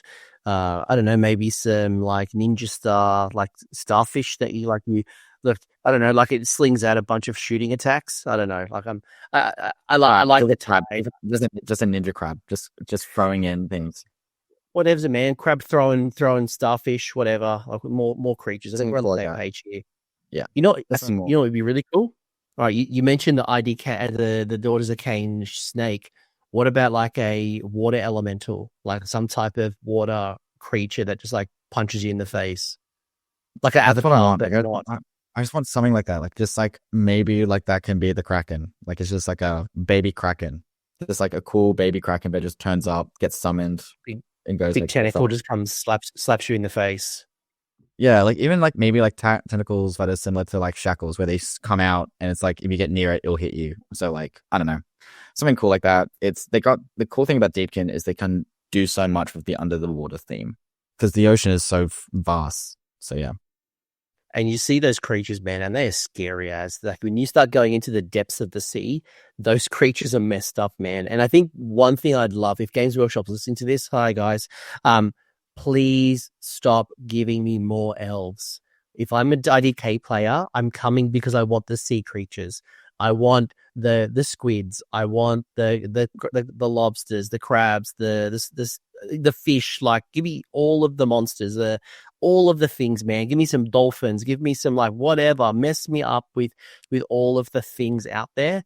Stop giving me elves. Yes, I understand, Techless, you messed up, you got some blind elves, you're soul rating, you're trying to take some stuff. I get it. But give me more monsters. That's what I want to play. Yeah, they maybe need like about 3 or 4 more kits of sea creatures, and I think they got a good collection now. So yeah. And also release the sea creatures as like a standalone basing thing. Like just give me like instead of a skull box, give me all of the little fishies for my bases and let me go crazy. Oh, yeah, that'd be awesome. Like it'll just be helpful. But yeah, just that's my wish list for manifestations. All right. So something you don't have to wish for, folks. Nice transition there. Liam has given me a couple of extra lists. So we've talked a little bit about some of the learning, some of the things you're thinking about, some of your experiences, and some different things. So this is an alternative approach to the Achillean Beastmaster list. It's called Surfs Up. It is Lore of the Deeps and Primal Energies, still 2 drops. You've still got your Eidalon of Mathland, Aspect of the Storm, Ancient Pride, Armor of Synthai. You've gone a Leviathan and a reinforced unit of Morsar Guards, so a lot of consistency with Call to Glory. Then you've gone in and given yourself a second aspect, this time being the Sea variety, and then 3 units of Morsar Guard, not reinforced. So we've lost our 2 Shocks, we've lost our Achillean King. What's this do? How is it different? Anything that you've learned so far? So I'm going to give some of our listeners a bit of like an understanding of my background with AoS just quickly. So Anthony here knows that I'm a massive teams AoS player. I'm very much into teams. It's my kind of stick. I enjoy it a lot. So this list is actually mainly for like a team spacing, because it's actually designed to deny a lot of tactics that my opponent's trying to do. So one tactic that they can't do against this is Slay the Entourage, because as you can see, my general's entourage is 3 hard things to kill, and 3 things that you don't want to get into. So they can't do Slay the Entourage unless like they're very confident in doing it. So that's kind of like my understanding list building. The C is there to teleport and deny tactics like flank, C center. Again, maybe Slay the Entourage or maybe kill a hero or something like that. Like it's designed to do that. And the 3 units of Morsa are literally there to score tactics, really fast scoring tactic units, but also they can do damage, power through, get to something else because they're 4 wounds each. Very much like this list is designed to just, it's also designed to win big in teams. It's designed to just deny as much. So I'm supposed to be taking bad matchups and just doing really well against it, because it's got tools to answer to a lot of like the team situation that I have. So like I can take, if like my whole team can't handle, let's say giants, using an example, there's like a couple of big threats here. Like the C can make something -1 save. There's not much shooting, but there's still like a lot of damage output where I can kill a giant or so if I'm very much focusing. If my team doesn't want to deal with slaves, I got screens, I got teleporting, I got a lot of stuff going on there. So yeah, but I did message you this. I am thinking of taking this to a 2-dayer, because I actually think this does have some cool legs, all depending on battle tome as well, if the battle tome changes much of this. But I am very much having fun with this list. It's really cool. The cool thing about this list as well is you can kind of change it to be like maybe the Soul Raid ambush, but the thing is that you don't have a Soul Scryer, but you can add one in if you need to. But yeah, and again, the only reason why I don't have Eidalon here is because of points, because as you can see, it's 2k in the dot, so I can't exactly do much shifting with it. But it's got 3. And the other thing as well is against the Slays matchup, it's got 3 problem children that they can't Bellicor. Like you can Bellicor one of them, but the other 2 are going to go to where they want to go to. So it's definitely got it's got stuff there to just deny and just be annoying. I really like it. And also it's really cool models. You got 2 wave bros and a turtle and some eels just following them around. It's really cool. Yeah, nice. Yeah. Different style of list, especially very more centerpiecey, given both the Eidolons and the Leviathan. And yeah, I like it. Yeah. Again, you have to know my history. Like you remember me playing my 3 best friends list last year. So it's very much a common theme with my builds, where I pretty much go for centerpiece models and make them work competitively and play a lot of them and make it work. Because we saw my like 3 best friends this last year. People thought it was a joke, and then they saw what it could actually do. And I was like, yeah, this is it. So yeah. Bring people on the journey. What are the 3 best friends referring to from your last list? All right, so 3 best friends when I played Sinesh last year was I had Shalaxi, Glutos, and a Keeper of Secrets with 30 Bliss Barbs and some Bliss Barb Seekers. And we called it the 3 best friends list, mainly because they were 3 best friends who hung out closely together on the battlefield. They only stayed in their little bubble, and they just moved up together, and they just murdered whatever they wanted. It was really great. It was really fun. And this is kind of very similar to that list where the Death Ball are moving with each other, and the sea is following closely behind them to teleport if they are in danger or anything like that. So, yeah, like this one here is very much utilizing, like the sea is very much the center point to deny points because of its innate +1 to cast, be near arcane. So again, in a team format, if you don't know what team format is, please reach out to Coach's Discord. There's a lot of people who there can answer your questions about this. Team format, you get picked on what battle plan you're playing. So like this one here, you want the place of power on your deployment. You want it on deployment. You don't want it on the flanks or anything, because the C wants to abuse the arcane, the powers of our place of power.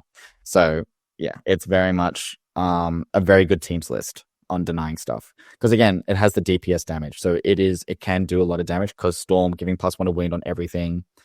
The honor guard you pick is either prize beast or bodyguard again. Even if you want to, you can give the Morsa guard something cool. But yeah, there's something all here for it, and I really enjoy it. It's really cool. Love it. The other alternative. Oh, we actually have one extra list. Oh, I forgot. That's right. You gave me 4 lists. You were feeling very generous. This one is a Giga Brain Soul Raid Ambush list. Lore of the Deep, Primal Energies. You have your Eidalon of Shadowhammer, Aspect of the Storm, General, Ancient Pride, Armor, Synthai. You've got 2 units of just single units, a single like not reinforced units of Ishlan Guard. You've got a Dividon, and a reinforced unit of Morsar Guard. You've then got a second regiment, which is the Soul Scryer, a unit of Narmarti Reavers reinforced, and a unit of Reavers. This is a little different.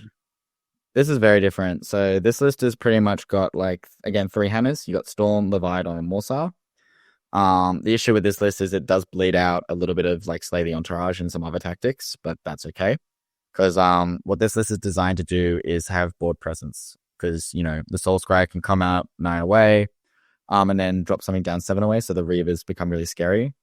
With the Soul Raid Ambushes, which I talked about before, is you actually put the Soul Scryer near terrain, so you do like a little Uber drop-off. I call him the Uber driver. So he does like a little Uber drop-off of 10 manu Reavers turn 1, kill something and like do some damage on the flanks. Then at the end of the turn, you pick up... Who are you talking about? The Soul Scryer. Launcher. So, yeah. No. So Soul Scryer, I call him the Uber driver for Deepkin, because what he does is he just comes on the board, does his little drop down, then he comes off. So what he's doing is he's just dropping off threats. Because what you do is you drop the 10 men first, and then your opponent goes like, all right, cool, I need to go deal with this 10 men, or else they're going to do some chip damage. But then what he does is he goes to the other side of the board now in turn 2 and drop off the 20 man. And be like, all right, cool, like now you have to deal with this 20 man unit but on the other flanks. And then you keep them on the board to teleport and go crazy. And then also, if you feel like the Ishlan Guard are a bit overextended or the Morsar are overextended, they can be picked up and then go with the Soul Scryer the next turn. So it's very much like you need to, like, there's a lot of board presence and stuff with this because you can be anywhere at any time. The Ishlan Guard are here to be doing flanks and other tactics. There's not really much denying of tactics here. It's very much like you score your tactics. You're supposed to score 5 tactics this turn kind of list and try and do as much damage as you can turn 3. And the Reavers are just there for just longevity, annoying and like being annoying. So yeah, and also they can take their land and other stuff. So it's a really the name kind of says it itself. It's you've got to be on your game with it. Like it's not a pick it up day 1. It's like you play it like a few times to work out the tempo of it. So yeah. Cool. Also, if you want, you can change Ishlan Guard to Sharks.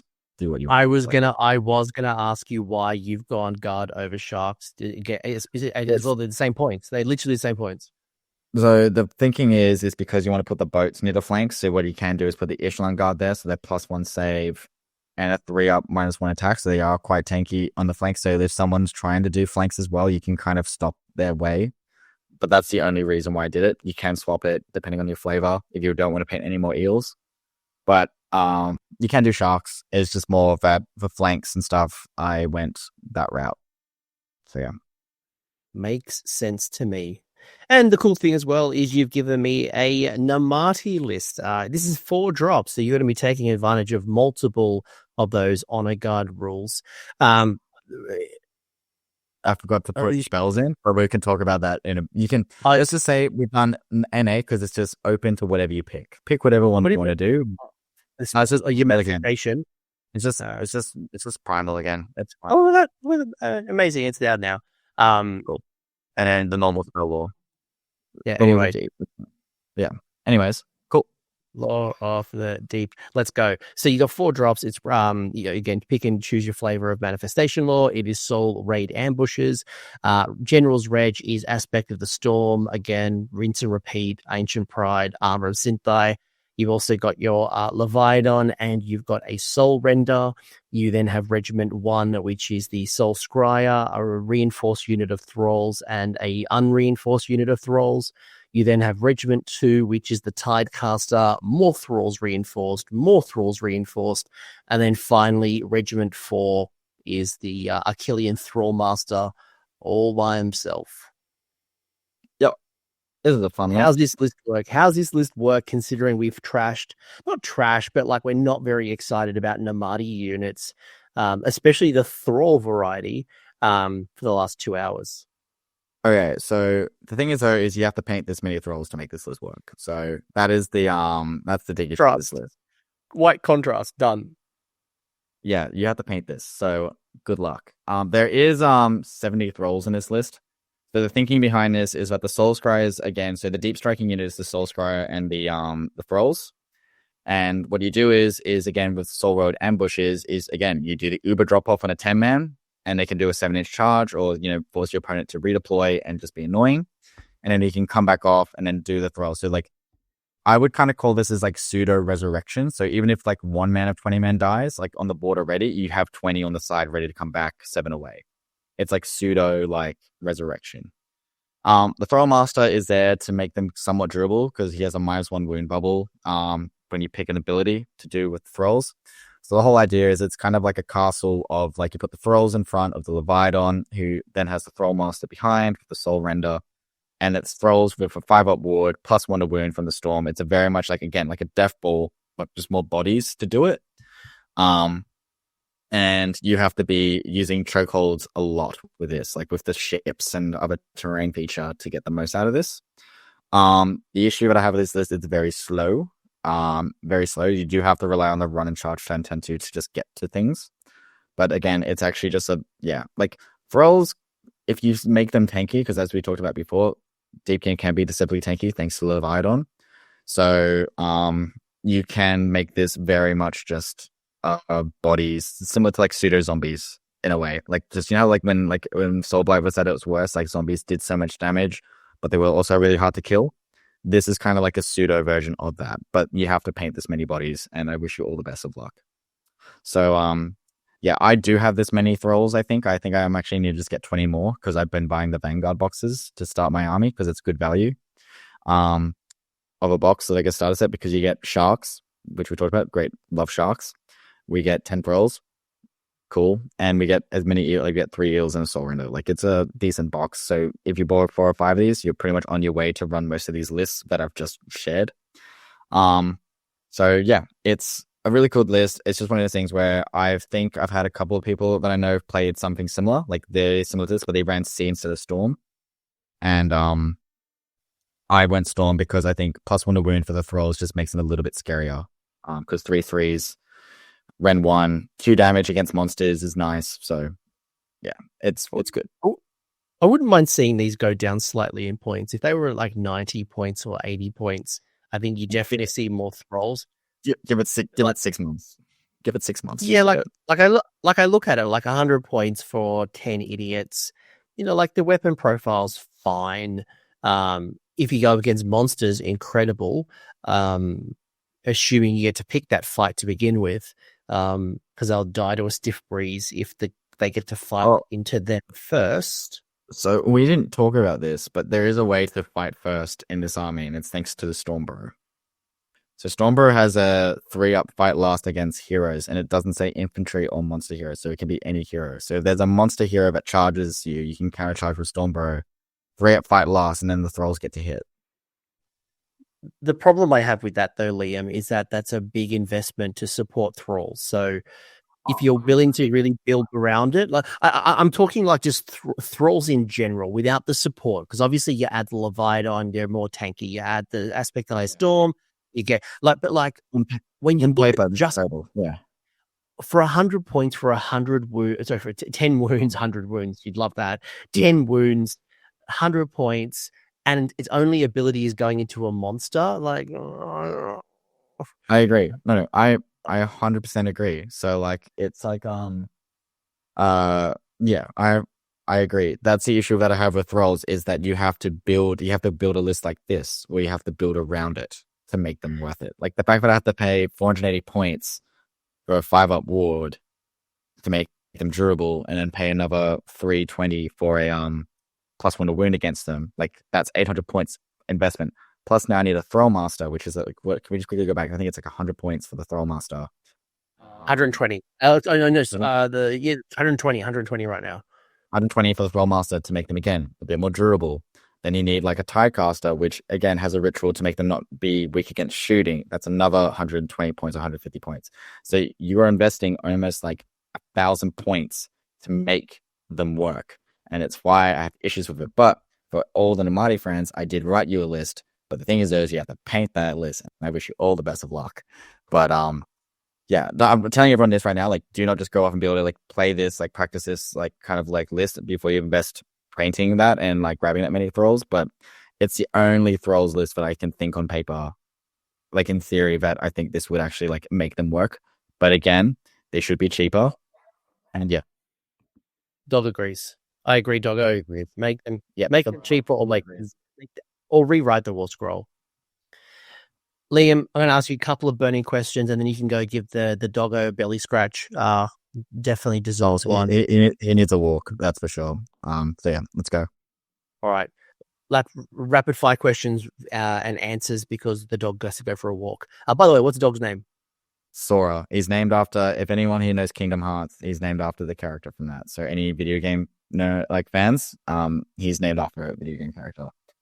That does not surprise me in the least. I expected some anime type name. Oh, it's a Final Fantasy inspired game. So yeah, it's actually, you're pretty spot on there.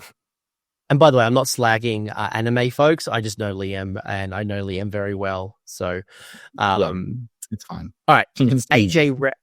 AJ Rand saying, what is your thought process and shift in game plans against tankier armies? So units, for example, like Chosens with the 3d6 charge, as an example. Okay, so look, again, as we talked about earlier, I create choke points with that game plan, if that makes sense, because I'm happy to trade 3 eels and have my Eidolon seriously wounded, then and take some damage out of that and just have the counter punch with the Leviathan or the Morsar. So generally with like the 10 Chosen, they're partnered up with Be'lakor. So again, since the way I've written my list is that there's no good Be'lakor option. Like Be'lakor can't pick like a guarantee, there's 3 options that he has to pick, and if he picks one, the other 2 are going to go off and deal with the Chosen. So that's kind of where I've done it with list building, and I create choke points with the terrain to be like no. And also I'll quickly talk about this. The only time I played Saves the Darkness was at CanCon. Like I only played 1 round against it. I played it before that with training and stuff, and I was fine against them. But my 1 game in CanCon with my 8-0, the game was called at top of 2 because I flew over and killed the Gaunt Summoner, but had 10 Chosen. So honestly, if you can just utilize your opponent's mistakes, because most people are quite scared to drop 10 Chosen, they want to drop them down in their terms. So if you can just utilize their mistakes, you can do that quite well. So yeah. I too have done that with Andrasa, where Andrasa comes down, 3d6 charge, Jalissa shooting attack, gets into combat. The amount of times that opponent just gone, why did I do that? So yeah, like basically, did your opponent then look up rules to see if they can bring back the Chosen on the board edge? Because that's what mine did. No, they asked like, oh, what happens to the Chosen? I'm like, they're dead. Like, yeah, cool. If you've got no gem. Yeah, my opponent just tried to look up to see if there's any way to get the Chosen on the board. I'm like, no, dude, they're done. Yeah, like if you put those Chosen or anything in the Silver Tower and that Gaunt Summoner disappears, there's no way to bring them on. There's no extra rules. They're slain. They're gone. So you've got the speed. So it's a great way to bait that out of them.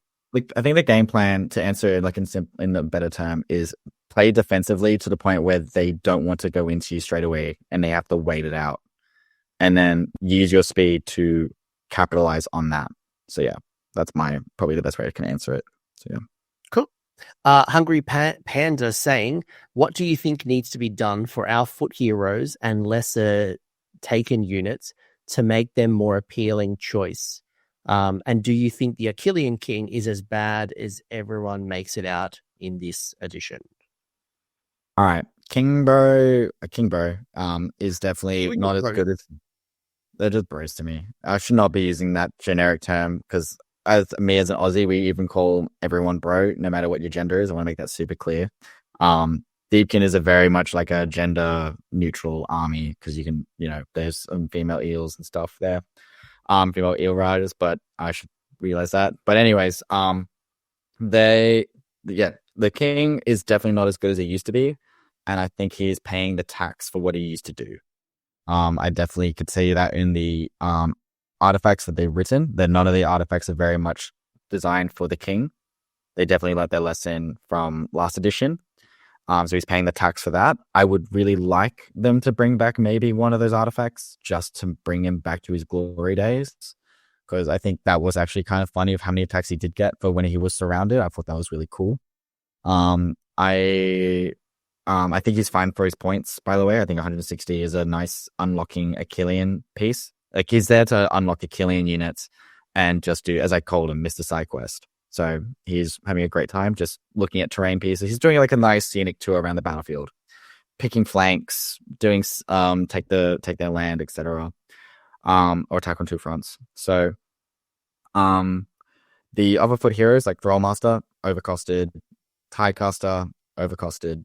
I don't like how her ritual is on a 3-up. I wish it was actually just happens, in my opinion, like it used to be, like where at the start of the game you pick your ritual and that's it.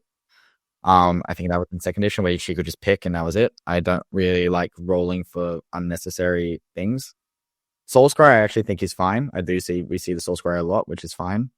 And is there another foot? Lotan, Brotan, he's just a thing. He's 100 points for just a little small buff.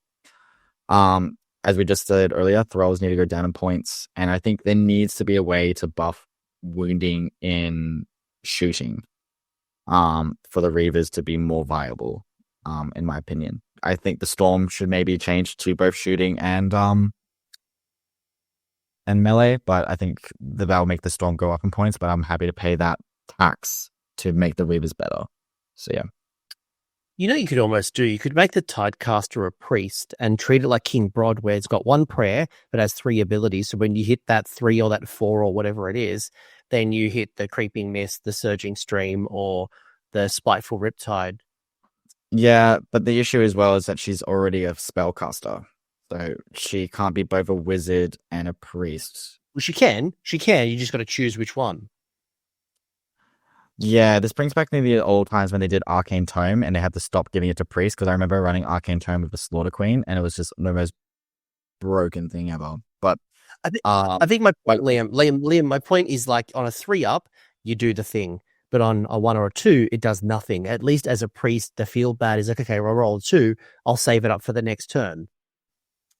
Yeah, I think it's one of those, I don't know, I haven't actually got to play with the Tidecaster that much because I just look at her rules and I just go like, it's very, like, if you read her rules right, you got it there right now, like she can either, reduce shooting, +1 to charge and run rolls. Run and charge, or each time an enemy unit retreat, they inflict D3 damage, so basically be 2D3 damage then.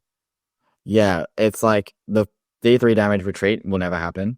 Like, no. The +1 to run a charge is nice if you're relying on teleporting to do stuff. That's cool. But it's just for the shooting. And you could pay 150 points but not play against shooting at all. I only, like, again, my 8-0, I only played the Lumineth, which was the only shooting army. Oh no, and Skaven. I only played 2 out of the 8 armies. So the Tidecaster's ability would have just been wasted, if that makes sense. Yeah. So it's very hard to trade off, and I think she does need to go down in points. Also, this is just my thing. I think to be more viable is they need to be all counted as smaller heroes for regiment drops, and I think that would change them a lot. Yeah, I think that's generally when you look at those buff bot heroes where they're 5 or 6 wounds. We need more of them who tag into and don't bring up a regiment slot, because that's one of the big hindrances. Anyway. Because I think a common thing that you see with my list building is that I'm 2 drops always, except for the Narmarti build. So we definitely do need to have more chances to decide who gets to go first and decide the tempo straight away. And them doing that, being like, cool, we're actually now another drop, you have to build a list around me. It's not exactly that pleasant to deal with. So yeah. Yeah, IDK's always been an army that wants to be able to determine who goes first. It seems like having that power is always helpful. It's great. Yeah, especially the fragility you've got. Last burning question, Liam. Amazing guest as always. we may record again in the future. Who knows? You may record one day again on Shadowhammer. Who knows what you do? You're a hobby enigma, Liam. I respect that comment. I enjoy that. It's better than me called the villain. That's fine. Yeah, cool. You're a hobby. I got a lot of things going on in the background for the hobby. It's just, you and I have already discussed, so it's fine. You'll see it'll come out. But yeah, I think you've become the people's champion. So, and I don't use that term lightly. Last question, then you can go walk the dog. Is we know there's a new battle tome coming in the near distant future. What would you like to see in the army? New rules, new models. We talked a little bit about manifestations. Is there anything that you'd love to see in the tome? Sorry, Sora's come out to make sure I'm ready to go walk. So everyone, this is Sora. So new rules and stuff that I'm looking forward to or hoping to see. I hope to see some artifact changes. You and I have talked about this at the Call to Glory list summary, where Deepkin kind of has the issue of pretenders syndrome, where there's the clear obvious choice where you just pick it, which I think needs to change in all battle tomes, where I think it should be healthy to have more choice. So what I would like to see is have some cool artifact changes. Don't nerf the ones that we are picking, just have ones that are similar power level that gives me a reason to design a list around it. Again, as I said earlier, something for the king, bring something for the king to take on with him. Or maybe something where the Tirecaster actually becomes like a really cool piece where it's like maybe like once per game teleport or once per something where it gives me a reason to take that artifact to build around or take it out. And same with traits. Units wise, I would really like to see is a Killian on foot. Similar to what we see with Graveguard and Soulblight, just having foot troops that hang out with Narmarti. And I would like to see a monster that's not ridden by a Killian units, its own piece, its own thing, its own, similar to a dragon or something like that. Yes, so something where it's just its own piece, they just gather this creature up and it's I'm here for the ride. We saw it in Aquaman. Aquaman had some creatures that just rocked up to help.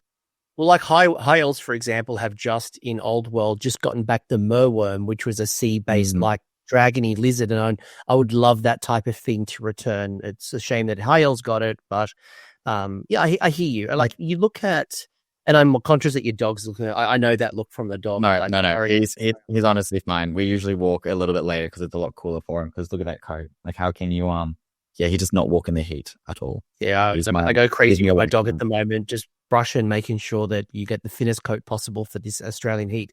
By the way, people in America are like, man, it's snowing. What's going on? No, it's hot as, and I have this kind of dog. It makes no sense. And also, if you actually know me personally, this does not add up, but I love him to pieces. So yeah. No, beautiful. I think the opportunity here is you look at the fact that you've got 2 infantry units. You have 3 cavalry units, 1 monster. I think you've got enough heroes for a while. Chill out on the heroes, folks. I want some other troops. I want something else. Hell, give me a beast. Give me some type of, I don't know, little crab swarm or something. They just need more units to then encourage more list diversity, because it's always been eels, flavor of eels, flavor of Narmarti sharks. Yeah, it's always been like that. Since they've been released, it's always been something like this. It's just the pendulum swing. Give me something else here, and lean into the creatures. I want something that we see with Soulblight. Soulblight has a lot of cool different tech pieces of beasts. They have bats and direwolves. They have then some different infantry units. They got zombies and they got skeletons. I want something where because Deepkin kind of the elf version of Soulblight. I know that sounds really weird, but when you think about it, we got soulless, can't see infantry, plus you got the Killians that are the Blood Knights in a way. So I just want something where and then you got the Leviathan, which is the dragon, the zombie dragon and stuff. So it's something where I want to see the range, the lower part of the range go, because at the moment it's very top heavy. I want something that middle bottom. And even just a proper screening unit. Do you know how depressing it is to be oh yeah, my screen is 3 eels, or my screen is 10 thralls if you decide to take 10 thralls? like a proper screening unit, like maybe the crabs, as you said, or like dolphins. I don't know. Like there's so much you can do with the underwater kind of thing. We've already touched on like the manifestation laws. And then I think the last thing I would really like to see is that our battle traits keep the table, keep the tides, but the deep striking needs to be units, not regiments. Because it makes no sense just dropping a regiment. Even though yes, you can null deploy, but like it's just like if Stormcast can do it, why can't we? Like why can they pick a unit to go in deep strike in the sky, and why can't I pick a unit to go into the sea? Like why do I have to put a whole regiment into the sea? Because it should be not like you know what I mean? It's just like it doesn't add up. But that it goes back to the old strategy where the only deep striking used to be the Achillean King. You bring on your friends, and I understand why they do it, but I also can appreciate the frustration that you're so tied to this regiment system, and there's a conflict of like I want to be as low drops as possible, but I also don't want to be dropping a whole regiment if I don't have to. Yeah, and like it's cool dropping a whole regiment at times because you can just null deploy and just be like, cool, I just drop everything here, like in this regiment, and your opponent's like, I have no information to go from this, so good luck. And I was like, yep, like that's kind of cool, but yeah. Besides that, that's pretty much my wish list, man. I'm super excited to keep going with Deepkin and experimenting. It's not an army that's like I just tried it out for a weekend and I'm done now. It's still going to be an army, but I'll play for a very long time, especially for this edition, since most of my other love armies and stuff are very much not exactly at my preferred level of play. Slaanesh, for example, I still find really weird to write. It hurts me to write lists for Slaanesh. It hurts me seeing that everyone using this Slaanesh banner that Slaanesh can't even do in Slaanesh. Like you don't have this 3d6 charge, but that's we're going down a. But it's a diamond rabbit hole. We can talk about that another time. But another good example is, and like you've come up to me, by the way, for everyone listening, Macro comes up to Anthony keeps coming up to me continuously. He goes, hey, Liam, can you please go back to Doors of Cain? I miss Doors of Cain, Liam. Liam, can you go back to Doors of Cain? Doors of Cain, Liam was the best kind of Liam. Also, can you go back to Sylvaneth? Because you were absolutely like a nice human being. Because apparently, you started on now. So hold on. You were not that nice as a Sylvaneth player. You used to have that one, you'd have a unit of Dryads, and you'd have one on the Wildwoods that you'd somehow could Congo line and be -1 to hit or -1 to wound with one idiot in a forest and 29 out of a forest. You weren't that nice, but I like that. I like that Liam a little better. Daughters of Cain Liam was fun. Yeah, you definitely did not like Slaanesh Liam. No, you didn't like Flesh Eater Core Liam. Flesh Eater Core Liam was his worst. He was an but that was a flash in the pan. It was like you ran horrors for like a hot minute and then that disappeared. Yeah, it's great. But anyway, you can see how much history Liam and I have. We can talk about my history of my love for armies and how I go through them. Like, You had OBR for a hot second. So one thing I would give before I leave is that don't go to armies that are brand new and you have no idea how they work, because I realized very quickly that OBR was definitely not for me. That army was too slow. Because as you said earlier in the show, I like movement. OBR does not have movement whatsoever. So yeah.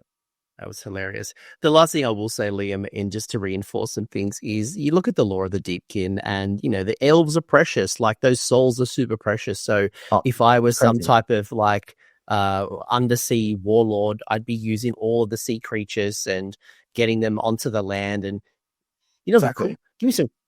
Get everything I possibly can to protect these very precious souls that I have. So basically, Games Workshop, more creatures.